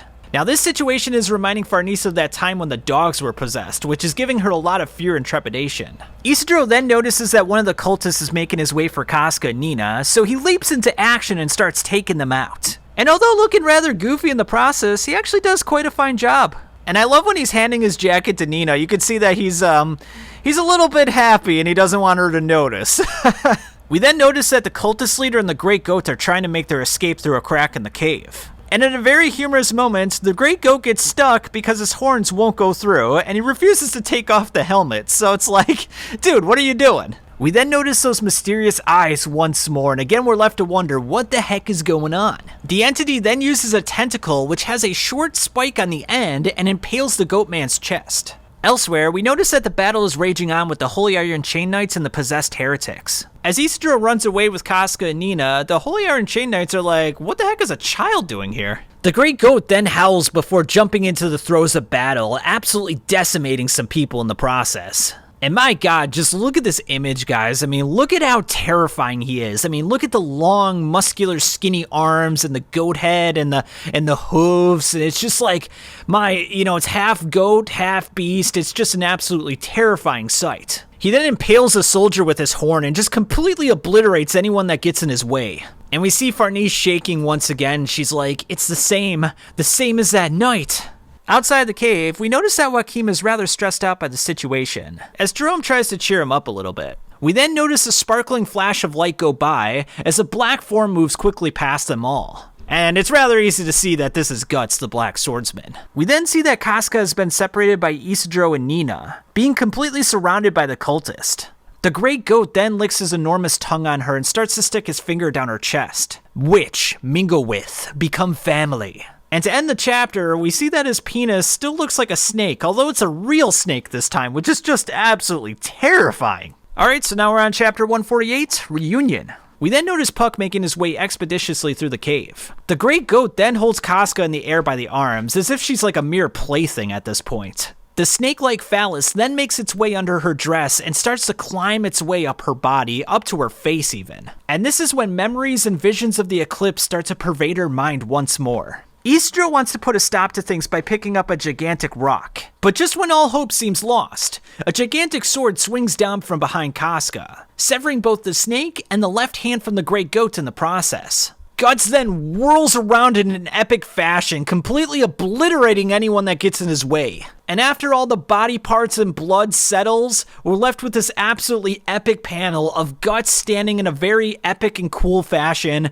with his Dragon Slayer to the side, cloak waving in the wind, and Casca looking at him. One of the most iconic and beautifully drawn panels in the entire manga, guys. Like, it's just an absolute marvel to look at. I mean, my god, this is absolute peak right here, guys. You know, probably one of the top 10, if not top 5 panels in the entire manga. Just really great stuff. Farnese then comes to the realization that the Black Swordsman is here once more. And this puts her into an absolute panic. I mean, she literally looks like she has to shit herself here. I mean, she's just scared beyond belief. Guts then gives the command that they're going to be running for it. And he wants Isidro to watch after the two girls. Now, the Holy Iron Chain Knights are rather confused by this because he's opposing the heretics, so in a way, they're fighting on the same side. Nevertheless, Farnese gives the order to go all out, and to kill anyone who does not submit and surrender to them. As Guts makes a way forward, Farnese screams out for him not to escape. Now, before Guts and the others can climb the narrow path to the cave's exit, the Great Goat charges once more, ramming Guts with its enormous horns. Luckily for Guts, he's very perceptive, and he manages to block with his Dragon Slayer. Now, the Great Goat makes it clear that he wants to mingle with the witch, i.e. Casca. And if he's not going to hand her over, they're going to have to do a battle to the death. And I gotta say, the Great Goat does a good job of knocking Guts onto his back. He's very quick and agile, as well as strong, so it's a very lethal combination. Realizing that he needs to focus all his efforts on the Great Goat, he implores Isidro to take Casca and Nina away. Now, the Great Goat is not happy about this. He wants the witch right here in the cave. Guts then fires his repeating crossbow at the goat, striking the monster in the torso, neck, and jaw. So to make things easier on himself, he decides to forego chasing after the witch and just fighting Guts one-on-one. Guts then realizes that the words of the Skull Knight must be true. Some prophetic event is going to happen here at St. Albion. But he'll be damned if he's going to let anything happen to Casca. This time, he's going to take her with him for sure. Alright, so now we're on chapter 149, Ambush. Guts continues firing his repeating crossbow at the goat, as he nimbly dodges each one of the bolts. And I just love this panel here where he gets his horn like mere inches away from Guts' eye. I mean, it's terrifying. Now with the great goat jumping all over the place like this, it's really hard to pin him down and get a good shot on him. So he realizes that his only solution out of this is using Rickert's new invention. The goat looks to ram him head on as Guts throws the little explosive device right at him. And goddamn are the effects ever devastating. I mean, just look at his left eye coming out of his head here. And with the goat stunned from the explosive blast, Guts takes the Dragon Slayer, rears up, and just cuts off his head in one fell swoop. Explosives, eh? These will come in handy, a bit like my cannon. Now with the situation getting very dire with the Holy Iron Chain Knights, Azan commands Farnese to go to the mouth of the cave. She then instructs her men to unhand her as she wonders where Serpico is. As Guts makes his way through the narrow exit of the cave, he then notices that someone is blocking his path. And wouldn't you know, it just happens to be Serpico. "I have been waiting for you, black swordsman," says Serpico. Guts doesn't waste any time on talk, he just starts shooting at him with his repeating crossbow. Luckily for Serpico, he just hides behind the side of the cliff. He then uses one of his small explosives to throw at Serpico, which creates a cloud of dust. However, this works to Serpico's advantage, because he hides within the dust cloud to swing up at Guts' chin. And goddamn, it nearly hits him. I mean, it was a pretty close call. Casca, Istro, and Nina then make their way to the end of the cliff. They notice a rope, and it quickly becomes apparent that they're going to have to tie themselves to it and lower themselves down. Now we notice that Serpico has managed to climb back safely onto the narrow path. He then thrusts his sword at Guts, preventing him from drawing his own sword. In any case, I think it would be impractical for you to wield that sword here if you did draw it. And as it turns out, he laid out this trap perfectly for Guts. He realizes that using his Dragon Slayer here is unfeasible. It's just way too big, and he's not going to be able to swing it properly. Serpico continues to push him back on the cliff, telling Guts that confronting him with sheer numbers is the height of folly. Because scared soldiers are literally worse than enemies, so fighting him one-on-one is really the only option. And it's at this moment that Guts realizes that Serpico is quite the exceptional fighter. He's smart, he's quick, and he's agile, and yeah, it's very impressive stuff. Serpico then says that Guts' presence is a bit too distressing to Miss Farnese, so he has to disappear. Elsewhere, we notice that Nina has successfully been lowered down the cliff, and now it's time for Casca. But as she's being lowered down, we notice that she's being watched by the hidden mysterious being once more.